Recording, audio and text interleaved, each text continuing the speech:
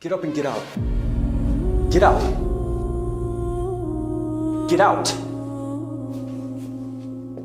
I have a question for you. Say Christ is Lord. Say Christ is Lord. Say it. You say Christ is Lord. Get out. Get out. Christ is Lord.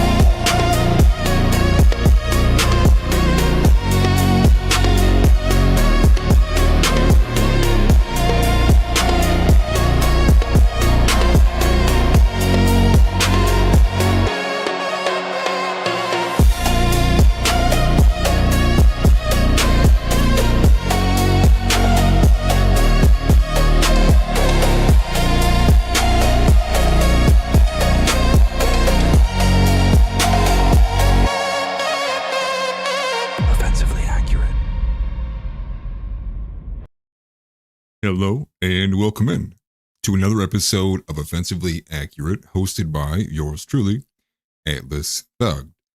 We have a big show to get into today. Actually massive. This might actually run probably close to even 3 hours. We may even go beyond there. So we have three major kind of moving pieces today. Candace, Fuentes, and Hasan. Now, the Candace aspect being the most politically relevant, as we have more developments, and we're going to cover a bit more as it pertains to this screen grab that she had gotten from somebody, that somebody possibly may be in government, and we can get a bit more into the possibility of Candace Owens, maybe the Fed, and maybe it's not Fuentes. We're also going to look into some more of these recent developments that have been coming out of Ian Carroll's crowd. I imagine some of those who are familiar with Zeb Boykin's work may be familiar with some of these newest developments. I caught myself up on his latest stream, and we'll explore some elements there, as well as Israel's geofencing campaign here in America. They are targeting 4 different states, each of those largely meant to geofence churches during worship time. And the goal there is to get people who are in these specific states who are going to, is pro-Israel or, very Israeli-friendly church territory, basically so they can tag the phone once it goes into those areas. And what they do from there is, well, they basically will propagandize those individuals. They will target them with ads. And it's under the FARA filing, which is also curious, but we'll explore why that is on FARA and maybe not literally any other operation from Israel. So there's some bits to explore there as well. Beyond that, those are the two kind of bigger developments. We also have 2 major collaborations from Nick Fuentes had dropped today. One being the more relevant one, in my opinion. Both Dave Smith and Sneeko, I would imagine many people are familiar with the Sneeko element of it, or the Dave Smith element of it. That was about a 3.5 hour, almost 4 hour live stream podcast that was posted earlier today with Dave Smith's Part of the Problem, which I have not seen yet. I only saw the beginning of it, and I'm going to explore a bit more of that, and we'll react in real time, because apparently they had a debate over the Jewish element of the question, if you will. So that's something I'm looking forward to actually watching here on stream with you guys. In addition to that, the Sneeko collaboration is a bit more in Sneeko's element. I guess you could call that more cultural, more like New York style YouTuber-ish, if you will, less so political. He's kind of moving away from that politics somewhat. He's just kind of an anomaly, but that one's kind of less relevant. It's more so just like a good time. They hung out in New York. Not as important per se, but still a good piece of content, if you will. And then from there, we are going to explore a bit of this Hasan story. And so allegedly, it's hard to say allegedly when it's on video. What's being reported and what's going around is there's a clip from Hasan Piker and what appears to be him shocking his dog because the dog is not staying in the place that he wants it to be. And so there's multiple moving pieces here. One, there's an element of, was it actually a shock collar? Or 2, did the dog catch herself on like the side of the chair or something? That's the other argument there. But also the other argument goes to the fact of, why is this dog being made to stay in place for like 5, 6 some hours at a time? And so there's now an element of, what goes on off camera, is he just using this dog for a prop? And we'll explore that. And part of the reason why it's relevant is because it became news to me that they are actually, the U.S. government is bringing in YouTubers to help compile a case against Hasan Piker. And so I think in regards to everything going around him, that is relevant. And we'll explore that. I believe the guy's name is Nux Tux or something like that. He published a clip yesterday about that, talking pretty heavily in detail about all of the different bullet points they wanted him to compile evidence against Hasan for. And this actually goes in line with the political violence element. So there's kind of a kernel of gold in amidst all this kind of drama, but we'll explore that. And to be quite frank with you, I don't even know if I think from the video that Hasan actually shocked his dog, but we'll get into that. We have, again, the geofencing campaign, but that's also this bigger and broader push, which is being coined by Greenblatt himself when he came to America to begin this kind of new push for Israeli propaganda, and that is the Eighth Front War. So it's largely Israel's fighting a war on 7 fronts. They now have newly coined this term, the Eighth Front, and what that basically means is they are just now terming and coining the information battleground as being the Eighth Front. Social media, X, all the platforms, everything that you guys probably already, if you've been watching any of my content recently, are some level of aware of. So that's kind of the broader pieces. We have some one-offs here. We have a funny make your own milk video. We have those shared by Andrew Torba that I thought was pretty good. We also have, we'll explore a little bit about Josh Hammer, and as that pertains to Candace Owens and some of the claims Candace Owens made. We're definitely exploring those. We have Matt Gaetz, actually, who went on Timcast, which Timcast IRL apparently has become a super lazy version of what it used to be. I've not watched for a couple years, except for the occasional clips, and when I'm dunking on Tim Pool, because that will never cease to not be fun. What I saw was, it looked like an old podcast I used to be a part of. Many of you probably have an idea what I'm talking about, but it was very unprofessional. But Matt Gaetz was on there, and Matt Gaetz dropped a pretty solid kernel of gold about his experience in Israel. One of them having to do with just the way it felt, but secondarily, and even more humiliating, is this QR code badge, supposedly, that these people would have to wear. So we'll get into that too. And then a couple smaller pieces. One thing I do want to explore that I caught right before I was finishing show prep was the fact that apparently the son of Nikki Haley is ratioing, I don't know if he's ratioing, but he basically called out Vivek Ramaswamy because Vivek Ramaswamy finally answered the question today. With a quote, he put in there something along the lines of, "What is an American? Here's the answer." So I've not listened to that video. I don't know what Vivek has said. All I do know is that Nikki Haley's own son called Vivek an idiot for whatever he said in this video. So I would imagine that Vivek has continued down this path of calling America an idea. And what's funny is I actually had caught this exchange in the OTO chat because I was trying to, unfortunately, a lot of the work I end up doing is during the hours that they're live. So I try to catch it when I can. And I noticed there was a smaller conversation, an argument, if you will, happening in the comment section. And that argument was, the guy basically had said, "Do you not know that Vivek was born in Ohio?" And the easiest analogy to say to that is like, well, if a horse is born in my home, does that make it my baby? The answer is no. It does not. It does not make it a human. The place of birth does not determine who a person is. And I think that is clearly becoming a more willingly get behind position, which is like, yeah, like just because you're born in a certain spot, like if I just walk out in the middle of the ocean in international waters while my wife's giving birth, it doesn't now make my child like a nomad. Like they are what they are. Like your ethnicity is just not tied to the place you're born in, and also your ethnos is not tied to the place you are born in. And so there's some concepts to explore there, but I'm actually more so excited just to hear what retardation is going to spill out of Vivek's mouth as he continues to threaten my state with getting and taking over as governor, and that is something that I fear tremendously, and I may actually make a video about. So that's kind of the overview in the coverage of what we're about to get into, and we're probably going to start going. We're going to just start one by one. We're going to start with what's the most important thing, and that is the newest revelations from Candace Owens. So I watched not the episode of which that she dropped the screen grab on, although I did cover pretty much the majority of that. I watched front to back the one that dropped yesterday. And funny enough, I didn't even realize I'm competing with Candace Owens. We're like in the same time frame. Maybe I'll change that, maybe not. She's pretty massive.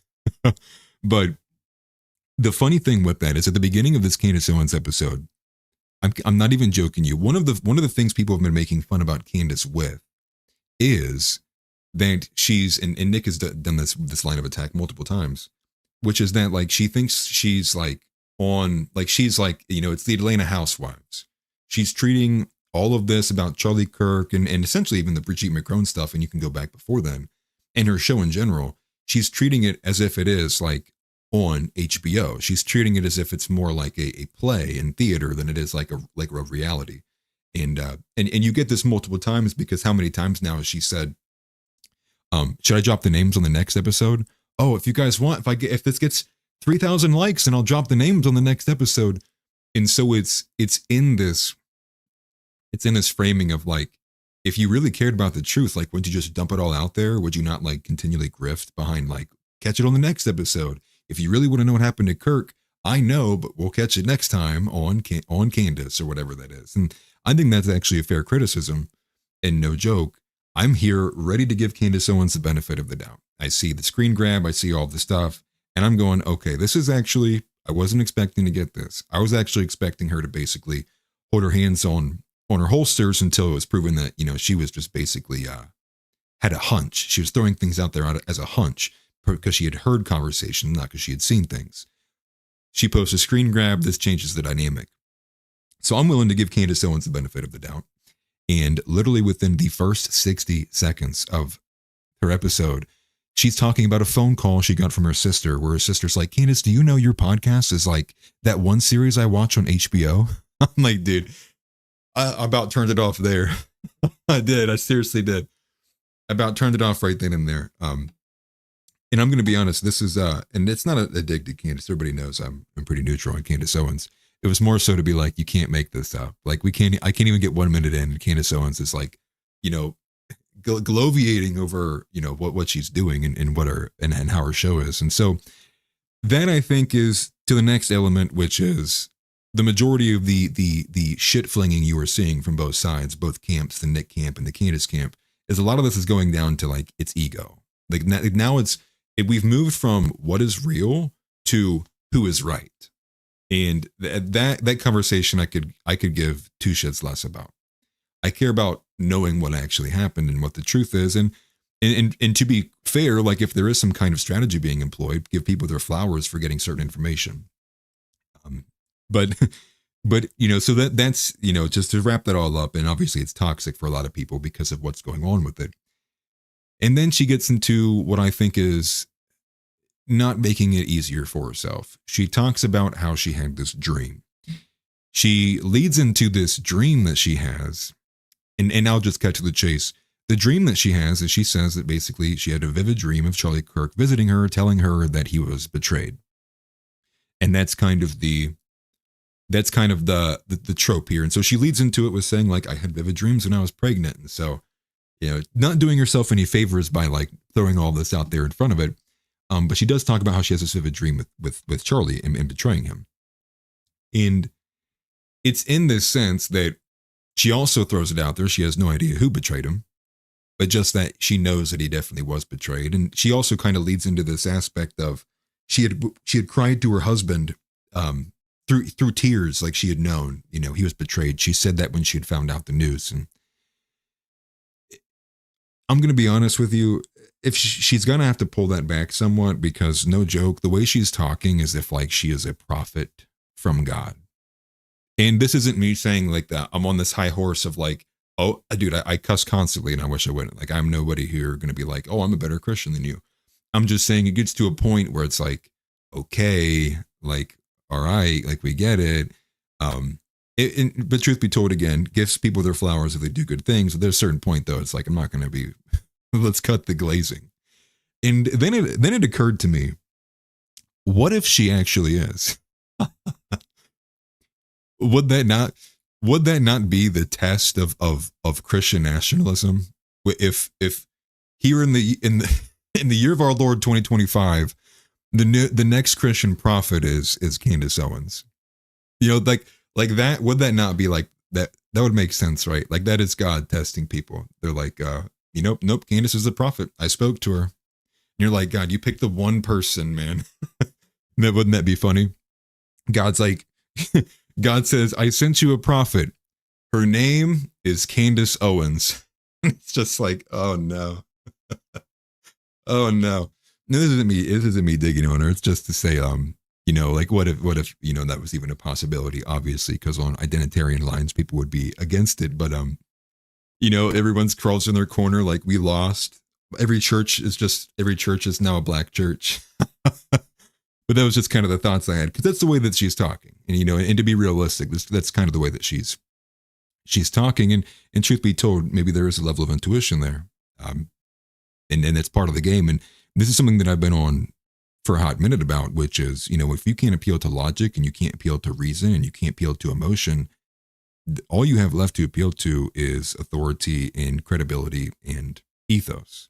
And a lot of that, that boils down to, if you don't have anything to appeal to that is outside, exhibitive, what becomes introspective, thus intuition. And to be honest, a lot of the way that I feel about anything anymore, because I feel like I can't trust anybody, is intuition. I'm like, I'll just go with my gut feeling. Like that seems to be more correct than listening to what's on Facebook. That seems to be more correct than listening to Tucker Carlson. That seems to be more correct than, and I could go on, but that's kind of where we're at with these zero trust systems. And so she goes into a series of all these reactions, these screenshots. She's talking about Laura Loomer, who's a lunatic and can't own a firearm, which I thought that was funny. And Laura Loomer is seriously one of the worst people in this space. But she covers a lot of these reactions. And it got me thinking, because there's a name that I've seen multiple times, and maybe you guys aren't familiar with this, because this did happen a lot earlier in my career. There was a period of time where I was in contact with a couple people from the Daily Wire. And this was because I had made a video about Calendargate. And for those who might not remember, Calendargate basically is, I can't remember the guy's name now at this point, but it was during the Bud Light scandal. There was a new beer that was made. Guy fucking sucks, by the way. I did it again. The guy effing sucks, by the way.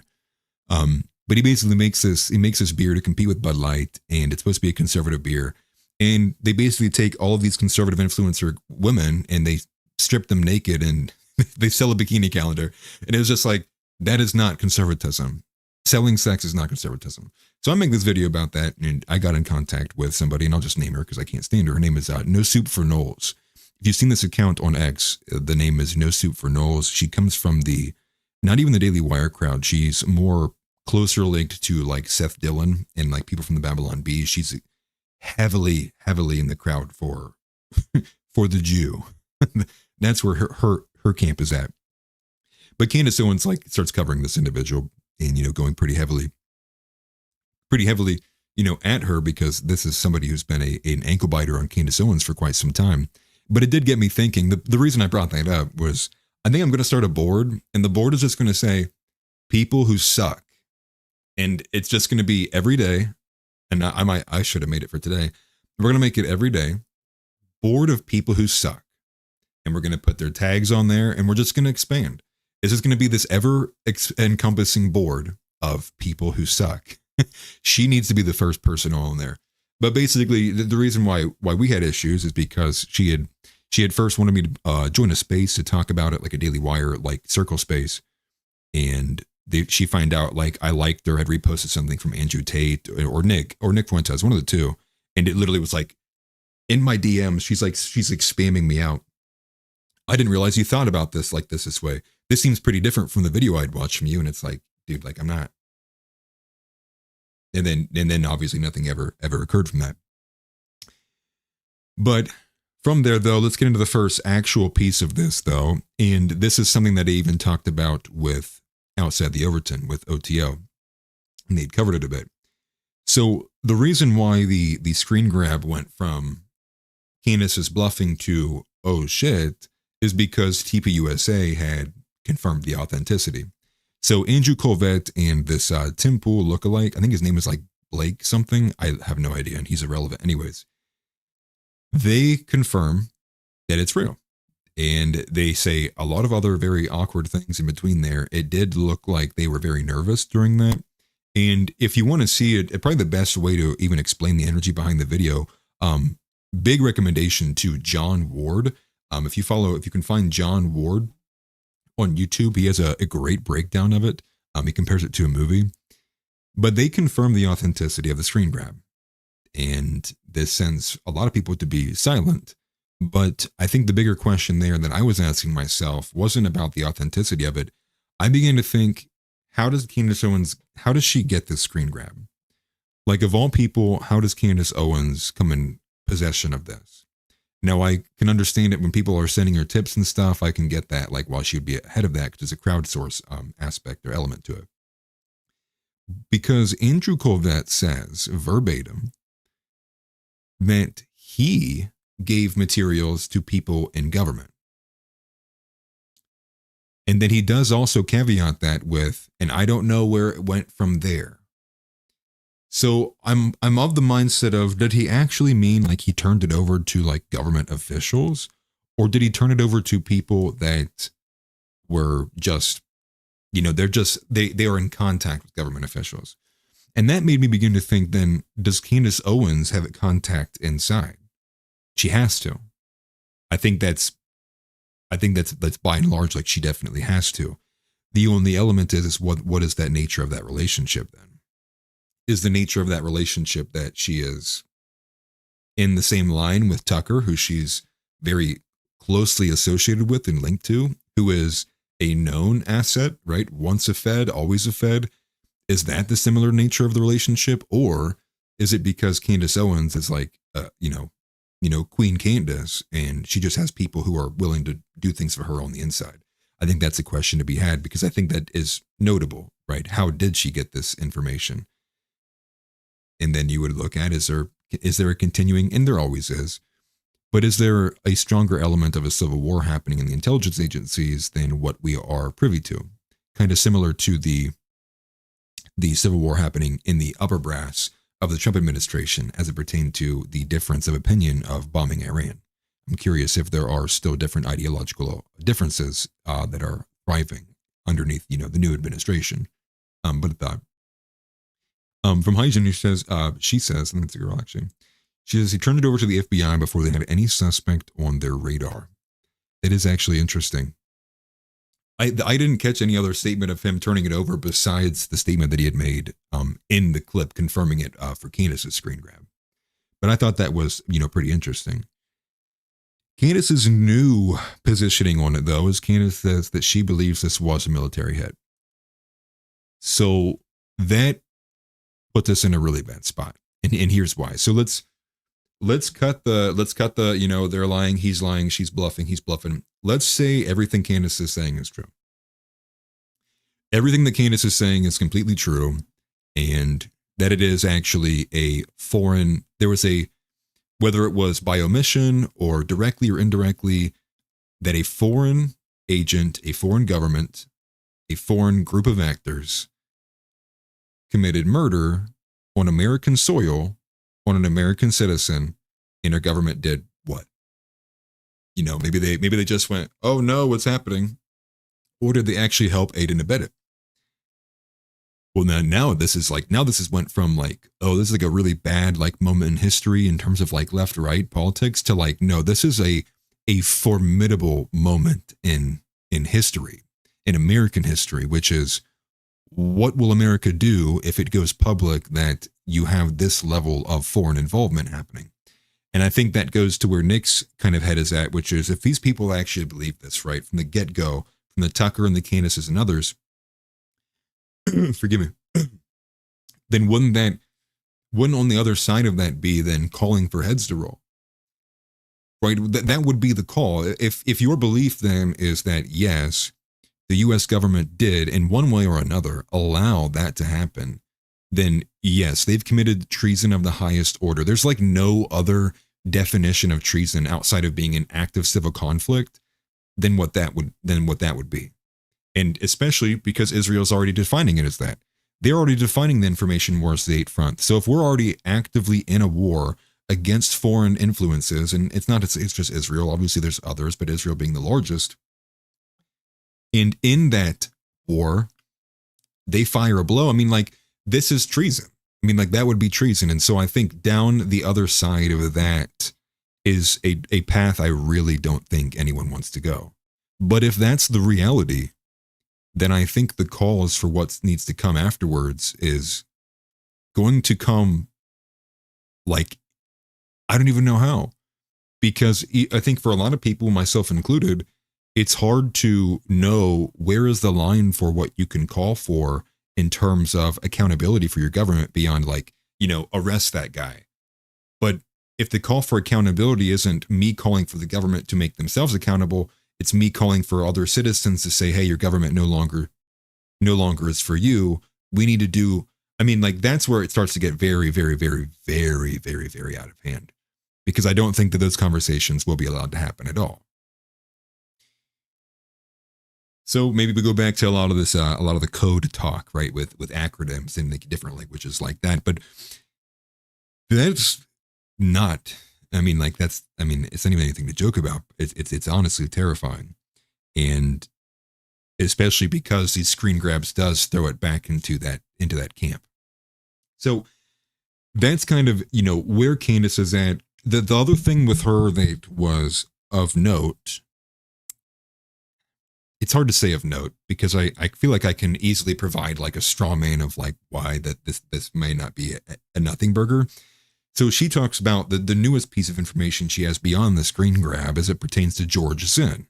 Who is George Zinn? George Zinn was the old Jewish guy who screamed that I did it or come get me or something to that effect, basically acting as a decoy in the seconds after the shooting.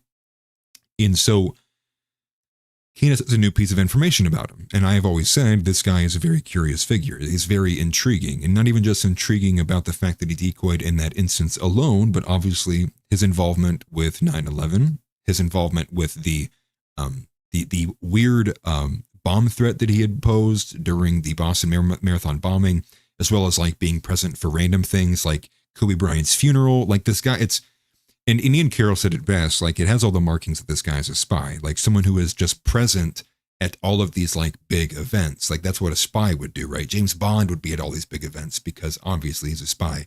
He knew what was going on before the people did. So what is this new piece of evidence? So this new piece of evidence is what she says is that she has vetted it and it confirmed it that there was multiple medical staff that as they were treating George Zinn, because George Zinn had some kind of, I don't know if it was because it's just natural procedure or during something like that, or he fell down, or there was some level that they gave him medical treatment. And it was during this period when he was surrounded by nurses and other medical staff, he let it be known that the reason he did what he did was because he was going to get paid for it. But then he also says he doesn't know by who, just that he'll get paid for afterwards for it. And that, to me, on a couple levels, it's unbelievable for one, because it's already, maybe this is just a crazy guy. Maybe this guy is just schizo. So there's part of this element that makes me think, okay, maybe he's just insane. Like he's just saying random things. But there's also the other element of like, what if that's true? But also, if it's true, why were you telling people? So again, another piece to the story, if you will. It's just another element to throw out there. That one, to me, I feel like is a lot easier to write off, but I think it's worth mentioning just because it is here's an update of this very notable figure in this assassination that's really not been explored to any great length of detail beyond just like his previous involvement. So that's kind of where Candace is at, and that's like her newest developments and where she is now. If I was to add some smaller pieces there, I guess it'd be a bit of this. There's one major question that I have, and I don't think she's given a good answer for. I think, in fact, she's actually letting other people answer for her, and here's why I find that to be problematic. And I guess here's how I can say this. The question posed immediately after the screen grab was posted by Nick and has been asked by many other people is, why did she wait until now to release the screen grab? And you can go a bunch of different directions, but that's the first part of the question. The second part of the question is why did she only name Josh Hammer and continue to withhold the names from everyone else? And so what I'm seeing, and she doesn't actually answer this on the episode. She doesn't. I was expecting her to have an answer to that, because she has the actual tweet from Nick on screen, but she doesn't answer the question. She quickly switches to another post of his from Nick, where it talks about where he's taking a shot at Charlie, essentially, for, oh wow, look, he had his big epiphany after they were unwilling to pay him anymore. So I was expecting to get an answer. She has some kind of weird deflection and addressment of it later down the line, which is that she knows the reason why she didn't release it immediately was because she knows the truth is on her side. So there's two ways you could go about it, right? Which is exactly what Donnie puts in here in chat, which I think is the answer that people have been giving, the answer for her, which, strategically, was this a strategic play to act as if you didn't have it, to see how far these people would box themselves in? How far would some of these people be willing to go to lie about it before she finally goes, okay, we got a good enough bit, now we'll drop it? Or is it that she just didn't have it until recently, and this was kind of great timing for her, and a lot of it was on her hunch? And so there's a bit that you could explore there as well, but ultimately she doesn't answer the question. And so the waiting period's one thing. I can get that. Here's the second element, though. Why didn't she release all the names now then? Why only Josh Hammer? So if she waited long enough now, and now's a good enough period where she's like, okay, I'm going to get these 7 people in a lie, why is she still withholding the other names? Now, part of me goes, well, would you want to accuse a group of 7 of the most elite Jews in all of America? It's who wants to deal with those lawsuits? So then there's part of me that's okay, maybe there is a bit of you don't want to get too ahead of the cart. And so maybe it is you do have some level of breathability between, you getting sued by these gigantic elite Jewish people in America. So maybe there's an element of that too. But just to say there's still enough breathing room of doubt here that's not been enough to swing people to either side. I do think that there's been some good revelations from Candace Owens, though. And I think this does move the needle on the conversation. I think that's a good thing. And, we talked about her having a military hit, and I think that was basically all I wanted to cover there from Candace Owens aspect before we move on to Ian Carroll. And the reason why Ian Carroll, I think, is of relevance, and I'll put something on screen. I realize I've not even went to the watch page here. He basically comes in and he wants to recheck with some of his footage, and it was a lot of okay, I've seen all this already. But then he gets to a conversation with Valhalla VFT, and I'm actually going to play this. So we're going to go to YouTube. So here we go. I'm going to pull this up. This is from Ian Carroll's latest stream here. I think I'll find it easy enough just typing it in like this. So this is from his latest stream. Not any of the clips actually, but this live stream here. It looks like he's doing way better on the lives. I don't know how loud that will be, but it's at the, where did I have that marked at? So it's at the 20-minute mark. Okay, that's where it's at. So at the 20-minute mark, so Valhalla VFT, similar to Zeb Boykin, has also been doing the runaround with a lot of the different channels on the ballistics aspect. So I think we're going to try and just start right about here. Now, I'm going to only play a little bit of it because the audio on Ian's end is actually pretty bad. People are learning how to live stream. It's pretty funny. But they have a conversation here. It's with Valhalla VFT. That's the guy you see on screen here. And you're going to see down here with the sticky green beret. The reason why the sticky green beret is relevant is because the sticky green beret is a combat medic. And the reason why he's highlighting this is because, not about the handoff, but what they noticed when they were watching the video footage of the handoff. And the handoff meaning this little scene here, which we'll get a better view of it here. But it's this scene here, and so I'm going to go ahead and mute this.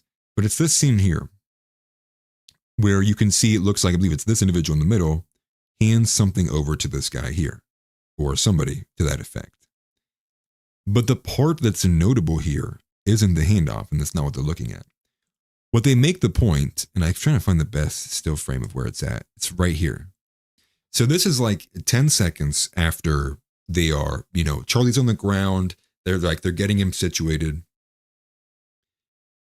The first thing, what is the first thing you should be doing if somebody has a gunshot wound or they're bleeding out of somewhere? What do you guys think the first thing is that you do? Well, you apply pressure to it. And what is noticeably missing from every single one of these guys' hands is there's no blood. But these are the three guys who are supposedly the first they're on the scene. And here's the thing. So it's especially with an arterial bleed. And because you can't properly tourniquet the neck, what you basically have to do in field conditions is somebody basically has to reach in with their fingers and try to pinch it shut. Or your best attempt at that. So here's a glaring, so this is like 8 to 10 seconds have passed. And the sticky green beret makes the point here that you're supposed to, and especially in that case, the best thing he could have done without having like a towel or being like just running up there with nothing in hand would be you would probably need to like grab his neck with two hands to apply the pressure properly. Meaning like there should be blood like everywhere, like on their hands, at least like, elsewhere be visible. And it is not at all. Not even in the slightest. And that to me kind of just blew me away, because what a revelation to make this far out. Now, there is a bit to say, and the reason why I think this is almost not even debatable is because if anyone had seen the actual video, everybody knows that he was leaking. I find it very hard to believe that they were, and here's the other thing then. So maybe they weren't applying pressure at all. Say he is actually bleeding, but maybe they're just standing over him while he dies. And they're not even halfway attempting to get him to, to bring him back. So then contrast that with the energy that you saw of them taking him into the SUV. It just it seems so, it's nonsensical, right? And so you got to do the best to kind of make up what you can here. And, the guy in the middle, from what I remember and from what I believe, from what I've seen, is that the guy in the middle actually is like the supposed, like the shirt tugger. He's the guy who's seen in the crowd who is tugging on the edge of his shirt that, rings out at the same time the gunshot comes off. That was who this guy was, one of the first people to run up, at the situation. So I would, maybe Zeb can confirm that, but I believe that is who this middle individual is here. And so I think it's so I have the other timestamp here. So there's another photo actually. And I've not seen this photo before and I have no idea why. It's at 28:33. And you guys can find this on your own too if you want to. So at the 28 and 33 mark is they released this photo here. I'll play a little bit of this. So he pauses it here again. But you can see this. Come on, Ian. Need a better view of that photo. But this is a photo. And so supposedly this photo was taken right off. Right after, because what you can see is there's blood on the table here. Maybe I can full screen it, make it a bit bigger for you guys to see. But there's blood on the table there. Why is there nothing on the ground? It's curious.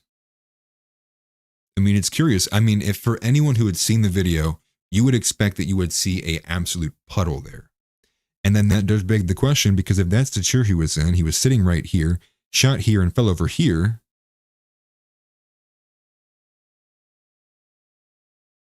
And nothing? And if that's where he's laying down, right? If they have his body laying down right there, would you not expect that there'd be at least something there? Something from but the fact that there's nothing. And to take it from what it is, it's still a grainy photo that's, what is that? Just the vertical view. So it's not even got the widescreen aspect ratio. And as I was just talking then, I had the thought of maybe it's further out over here. Maybe what's on the ground there isn't actual grass. Maybe it's artificial turf. And so it's sunk underneath a little bit. And it's you can't see it that well. There's a couple possibilities. But again, the no blood on the hands plus this photo together is a bit curious. And I do think having no blood on the hands is a bit more of a what is going on here than this photo is, to be honest with you. But the no blood on the hands thing has actually kind of thrown me for a loop, and now I'm pulling back a bit, and the reason why I'm pulling back a bit was because Ian had even said this himself. We're getting this begins to get into the scenario of like we're going from who carried this out to those revelations get more into like it wasn't even real type thing, and like that I think for a lot of people they're just unwilling to entertain. But I want answers for that. Like I need to know why there's no blood on their hands. Because think about that. Did they all together make the executive decision that he was already gone? And so they're just choosing not to help him? Or are they afraid to get their hands dirty? I don't know. But I do find it to be extremely, extremely curious. And that is to say too, there was that one weird video that was floating around, which I don't know if I've seen anybody like debunk thoroughly. You're not saying I find it to be real or true, just to say that I've seen it and acknowledge its existence. There's a video that shows when, I think it's one of the guys comes across the table. He slides like it's a movie, Hollywood movie. He comes sliding across the table and he kicks one of the chairs that was on the other side. But when the chair falls, it looks like it literally phases, like clips through the table, almost like it was a video game, like a hologram, like they were saying up there earlier. And that's curious, but I would imagine that's probably largely been debunked, just to say, I've not seen it. Who knows if it has been? But now that I'm going to be honest, my head's been reeling from a lot of this, especially the screen grab from Candace, the no blood on the hands. I am not satisfied, to say the least. And then I think that takes us into the next element, and even Ian was going into these different bits too. And I was actually a bit surprised that he was willing to go so far into it. But he takes aim for a couple of things. I mean, one of the first things being that the most notable thing is that TPU USA is sitting on footage they've not released yet. And forgive me, but I'm just going to say it. If the thing holding them back from not releasing the footage is because it's graphic, I'm sorry. Like, we don't live in a society where I can trust people. And because we don't trust people, I don't care. Like, obviously I would wish people just not to see it. But there's not enough trust in the system for us to just take you at your word when you say, hey, we just think it's a little too graphic. I'm sorry, we just don't. And I'm sorry we can't afford that to you. And especially, but here's the thing. You would think also at the same time, like there'd be a willingness or want to release it, right? Especially if we're taking these people at their word that it's so ghoulish and evil that Erica Kirk and Andrew Colvette have to address all these allegations. Well, just post the footage. It would silence so many people. Same thing with the autopsy. Why wouldn't we just get a copy of the autopsy? Now again, the autopsy though, because of how bad trust is, people probably wouldn't even still trust that. Video footage is still something else entirely. And because we're pre the dawn of AI. It's coming. So, the dawn of AI has not happened yet. So video evidence right now as it sits is still like, people, once they see it in video, they'll be a lot more likely to believe it. But I'm telling you what, guys, once AI video catches up to a level where it's going to be hard to decipher between like a YouTuber made something versus like AI just made it on its own,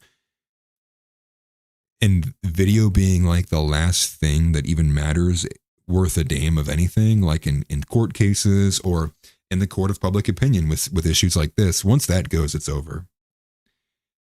And I've asked this multiple times because I don't think there's anything that anyone could do that would rebuild trust. Like, I think it's gone and it's just escaping. It was finite to begin with, and there's no way to restore it. It's like in something that cannot be regenerated. New relationships can be had, but I just think overall the trust, I just don't know a way you could regenerate that without some existential event, right? Such as like some form of a revolution, some form of a complete rework of the system. I don't think any trust will ever remain in the system so long as the only change that happens is happening at the ballot box. And that's it. And it's not a call to do anything. It's just an observation to say, I think we've reached the end, the mortal end of America's future being determined by a ballot box. And where we go from there is the Lord have mercy on all of us. So he takes him at TPUSA for the footage, right? The footage would put a lot to rest, and I think that they should publish it. I don't give a shit about clutching your pearls, and it's so graphic, and it's so. If Erica Kirk could literally squeeze the last bit of life out of Charlie Kirk for some dollars and donations and voting registration, they can post the damn footage for the rest of America. It's a bit of give and take. It's like, hey, okay, we'll hold our tongues while you slimily mega church WWE yourself across the stage for some shekels. Then please publish footage so we can be transparent with each other. And if you're unwilling to do that, then yeah, the gentleman's bet is off. And that's part of it too, which is this lack of hunger for truth, this lack of hunger. And so one argument that I did hear that was, I'm willing to tangle with it, was from the Tim Pool lookalike who is with co-hosting the Charlie Kirk show now with Andrew Colvett. And again, I think his name's Blake something, but he just looks like Tim Pool, so we'll call him Pim Tool. Pim Tool said that because he was a actual eyewitness to events, he's basically been advised to just shut his mouth. Whereas Andrew Colvett was not an eyewitness to the event, so he's allowed a lot more free reign to say what he wants to. So I'm willing to tangle with that argument as to a lot of the people at TPUSA may be tied up and can't say anything for reasons. But even I find that to be a very, very, very weak, very, very weak argument. And especially when you know what Charlie Kirk is and who he is, the arguments of like, you know, would Charlie would have wanted this? Would Charlie would have? And it's like, yeah, dude, like wasn't the whole thing that he worked 24/7, never took a break, always hungered for the truth, always wanted free speech, didn't care, didn't believe in hate speech. And that's the guy who you think that when all of America is not believing the answer they were given by the government over what happened, you think Charlie'd be someone could be, you know, finger wagging? Like it's such a joke. And part of that too is like, I'll be honest, you guys got to get more angry. These people, Mark Levin and even Tucker to an extent, and just in these pundits in politics in general, they take it for granted that the average person is retarded. They think you are retarded. They think you are lesser. And so they just say whatever. They make these ridiculous arguments, and they assume because they're going to get their 400 and whatever likes from, you know, Israel 365, that you're not going to challenge them.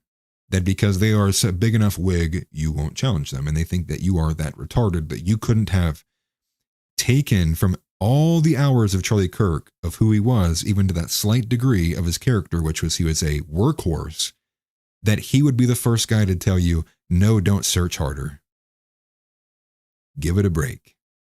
And that goes for Loomer and Levin and the quartering. That goes for any person who has willingly put themselves in the way of any level of search for the truth because they are, whether it's financial or ideological, for whatever the reason, you are no longer a part of the conversation.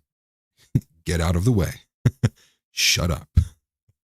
Because it's just like, it falls on deaf ears, and they just want to do this, you know, what's the word? They want to hold the moral high ground. Like, I would never do something like that. Shut the fuck up. Okay, I would. Hey, guess what? We're not the same. I would. Get out. I just, it's the moral grandstanding stuff that really bothers me, to be honest. And so Ian, though, going back to Ian Carroll, he just makes the point that what we're getting is not what we want. And we're getting a lot of pro-Israel propaganda. We're getting a lot of pro-Israel censorship. We're getting a lot of Israel, and what seemingly is and it's probably the best way to say it. What we're getting from TPUSA isn't that what we're not getting. It's that it seems to everybody they are failing to acknowledge that people aren't buying the official narrative. And that's what I think is bothering people. Because I was trying to think about it, like, what is pissing me off about this the most? And I think what's pissing me off about it is it's almost like they're giving, not even that they're giving any credibility, but that they're going out of their way to not acknowledge the temperature of the room. And so I'm kind of curious, when is TPUSA going to have on Zeb Boykin? When is TPUSA going to have on, any one of these ballistic experts who clearly has a big disagreement with what the government's doing? Would you not want to hear these people out? But again, that goes back to, like, why are people irritated with TPUSA? Well, it's like they clearly have all this energy to do, pyrotechnics, and Erica Kirk can, hug Trump and give all these speeches, but you couldn't have one 30-minute segment with a ballistics expert, Lord forgive me. It's just like, it's overt. And that's why I think it's very bothersome, because it is very overt. It's very obvious. Yes, that's why we're here, brother. Yeah, truth. Look at an expert from the ATF instead of Seb. That's true. No, look at Kash Patel. Here's a resident ballistics expert, the head of the FBI, Kash Patel. And he's like firing the gun. He's like, oh yeah, I know it's shady, man. I don't trust these people with the slightest. But I think another point to be made there, though, and Ian had said this himself too, and I agree, without any more footage being released from TPUSA, without any more, seemingly, where else are we going to be getting any kind of trove of evidence without TPUSA publishing anything? We probably have arrived at the end of what we're going to uncover from the footage that we have. Meaning that if anything is to come from what we have, it would more than likely be because there was a new development, or it came from somewhere outside of just all of the footage and all of the troves of footage that we have, cell phone and not. Which means that that just basically means the chatter is probably going to begin to die down, meaning that the pressure on the administration to give us answers will also probably simultaneously die down. Because, truth be told, there is a network and a matrix of people who do YouTube simply for getting money. And if there's less dollars in making content, they're going to be less willing to do it. And that overall just drives less of a conversation. So as much as you don't like grifters, it's like the grifters are still a part of the market. And the market is what matters at the end of the day, is understanding, how the market actually operates, and the market pertaining to the news cycle. And again, that is just essentially how a lot of this works. And I was a victim of that when I made the Jay Jones video. And then Candace Owens drops her screenshots, like an hour after I made the video. Jay Jones is immediately out of the news cycle. Who gives a shit about Jay Jones? It's back to Israel. You live and you learn. And so the next big piece, actually, that I'm glad Ian spoke about, but he didn't cover it too much in length, was we have this geofencing campaign from Israel in, I believe, California, Arizona, Colorado, and somewhere else. So we have this geofencing campaign. And what is geofencing? Well, geofencing is essentially, and I'll explain it to you in very layman's terms, I'm sure there's more of a complex explanation for it, but basically that they map out a perimeter with like digital tags. These digital tags will essentially communicate with different devices, such as your phone, and I would imagine largely just your phone. And once your phone kind of crosses this threshold, it tags it. And the way they've described it is that Israel is doing this campaign in 4 different states. I'm forgetting the 4th one, but it's all happening largely on the West Coast during times of worship, so that when they turn it on, it will tag all phones that are in the place of worship, thus the church, during worship. So people who are present at the church during service hours, meaning people who are most likely to be actually a part of the church, what then happens from there is they get tagged. And what does that tag do? The tag is just basically an identifier that lets the pro-Israel geofencing campaign know this person is more than likely very privy and prone to pro-Israel messaging. Thus, it shuffles them into a matrix of where Israel will push even more pro-Israel content onto them. And this has a litany of problems with it. The first would be, well, how did we even find out about this? Well, as this happened back in July, But it turns out that we didn't start hearing about it until, well, I didn't hear about it personally until like when House had posted the article in the Discord about like last week or so. But I think the first people didn't even begin to start hearing about it until about a couple of months ago. But it was formed in July.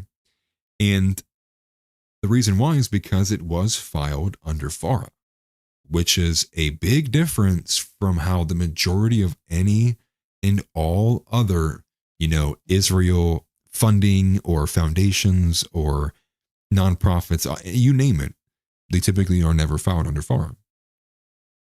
And, ask JFK, ask the last person who tried to get AIPAC filed under FARA, what happened to him?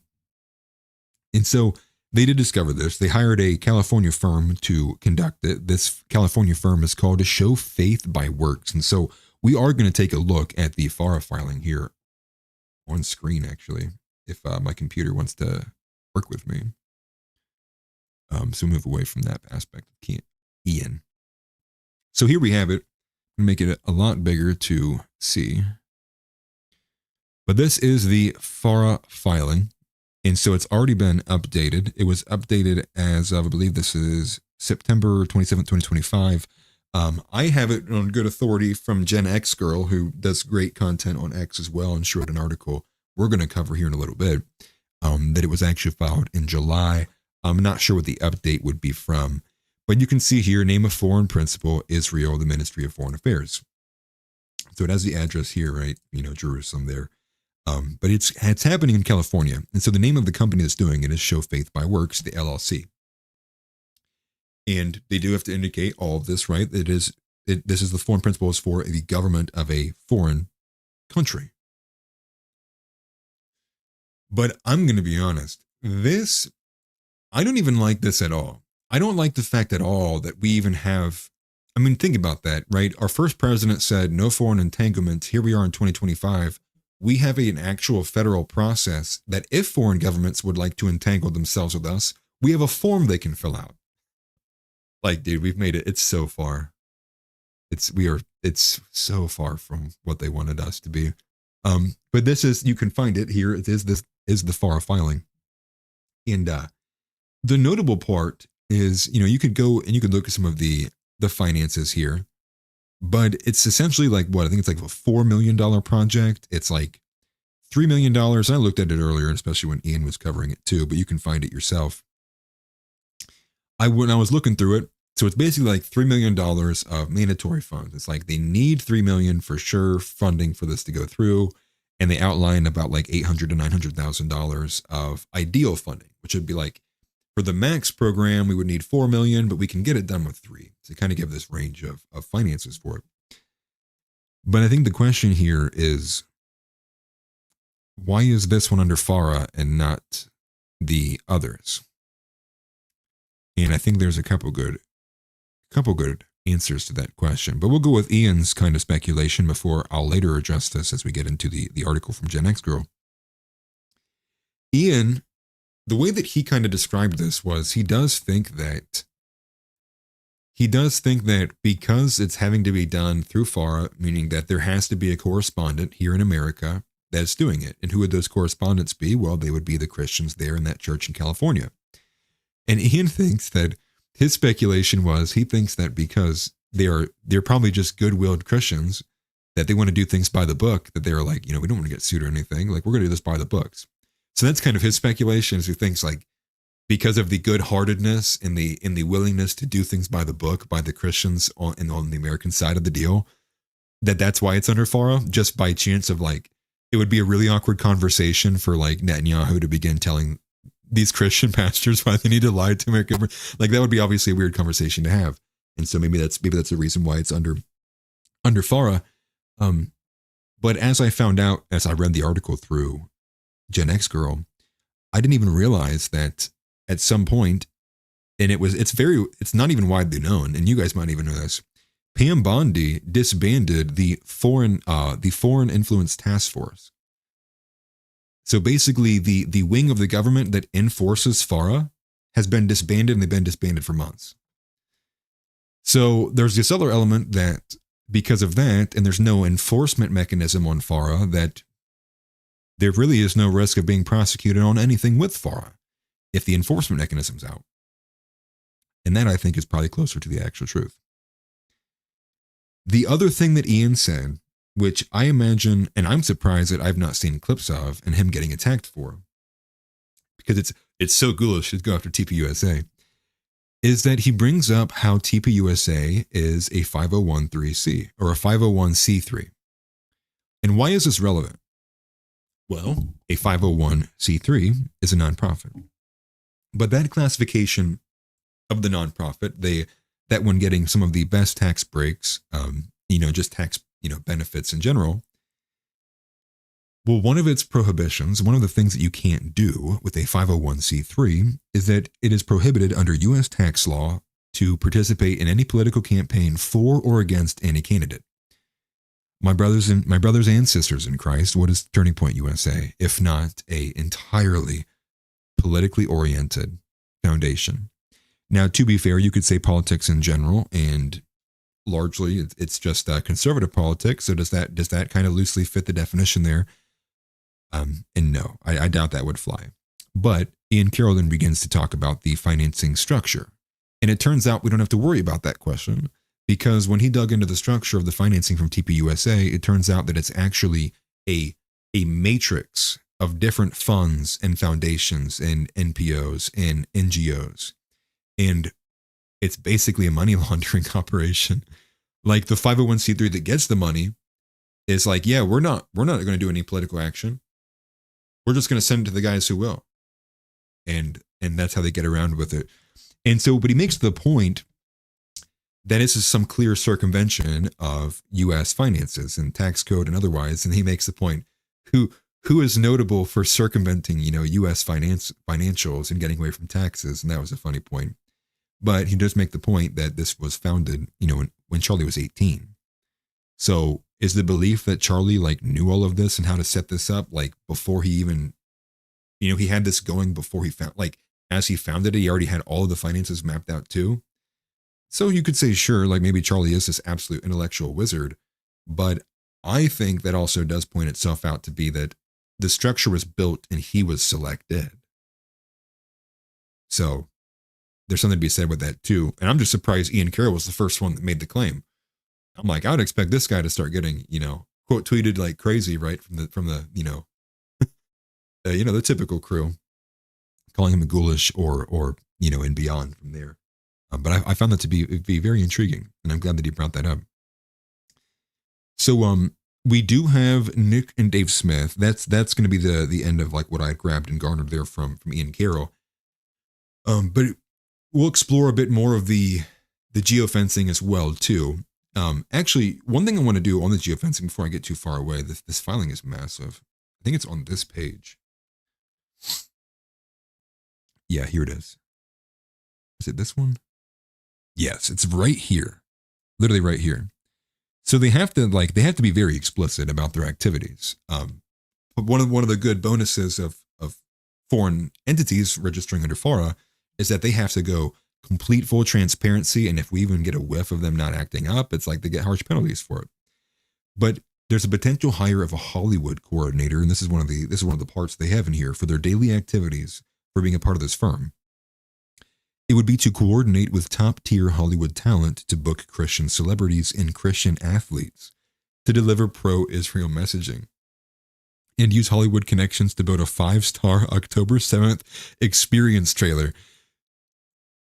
So, and this is what I got from Ian, because he covered this too, but this is what I got from that. So let me zoom in a bit. I can't even zoom in anymore. It's already maxed out. A 5-star October 7th experience trailer. So it sounds like to me they are going to build a small makeshift VR studio so people can go in and witness what it was like to be there on October 7th. These people are depraved.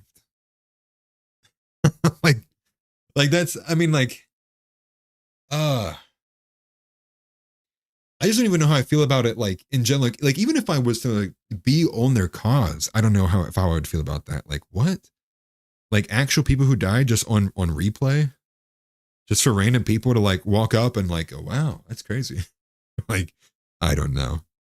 But it is funny because it kind of goes hand in hand with that tweet from Tim the other day where he said, "How is Israel so bad at the PR thing?" Which is funny because people attacked him for it, and he's one of their top stooges. He's one of the pros, if you will. And I find that to be pretty funny. But you can find this under FARA. There's a lot of things in there. That's one of the more notable things. But you can find there's just so many things in here, and I'll probably do my best. I'm going to probably make a video about the geofencing campaign in general, and I'll explore these with a bigger magnifying glass to see a bit more of these differences here. But I also partially think they published this in the smallest font they possibly could, because I'm telling you, I'll put it back on screen. I'm at 500%. My computer can't do anymore unless I screenshot and zoom in manually, and this is still very hard to read. Part of me thinks I did that on purpose. They're like, we're going to register under FAR, but we're not going to make it easy. Nothing. I mean, there's nothing they won't do. Nothing they won't do. Yeah, Siri, enhance.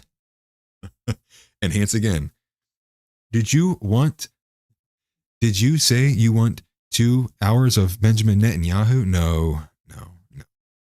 Okay, from there, we have a couple different directions we can go, but we're going to go right into Israel's 8th Front War before we get to the reactionary stuff. So we're going to cover this article here from the Gen X girl before we get into some more of the fun stuff. It'll get fun.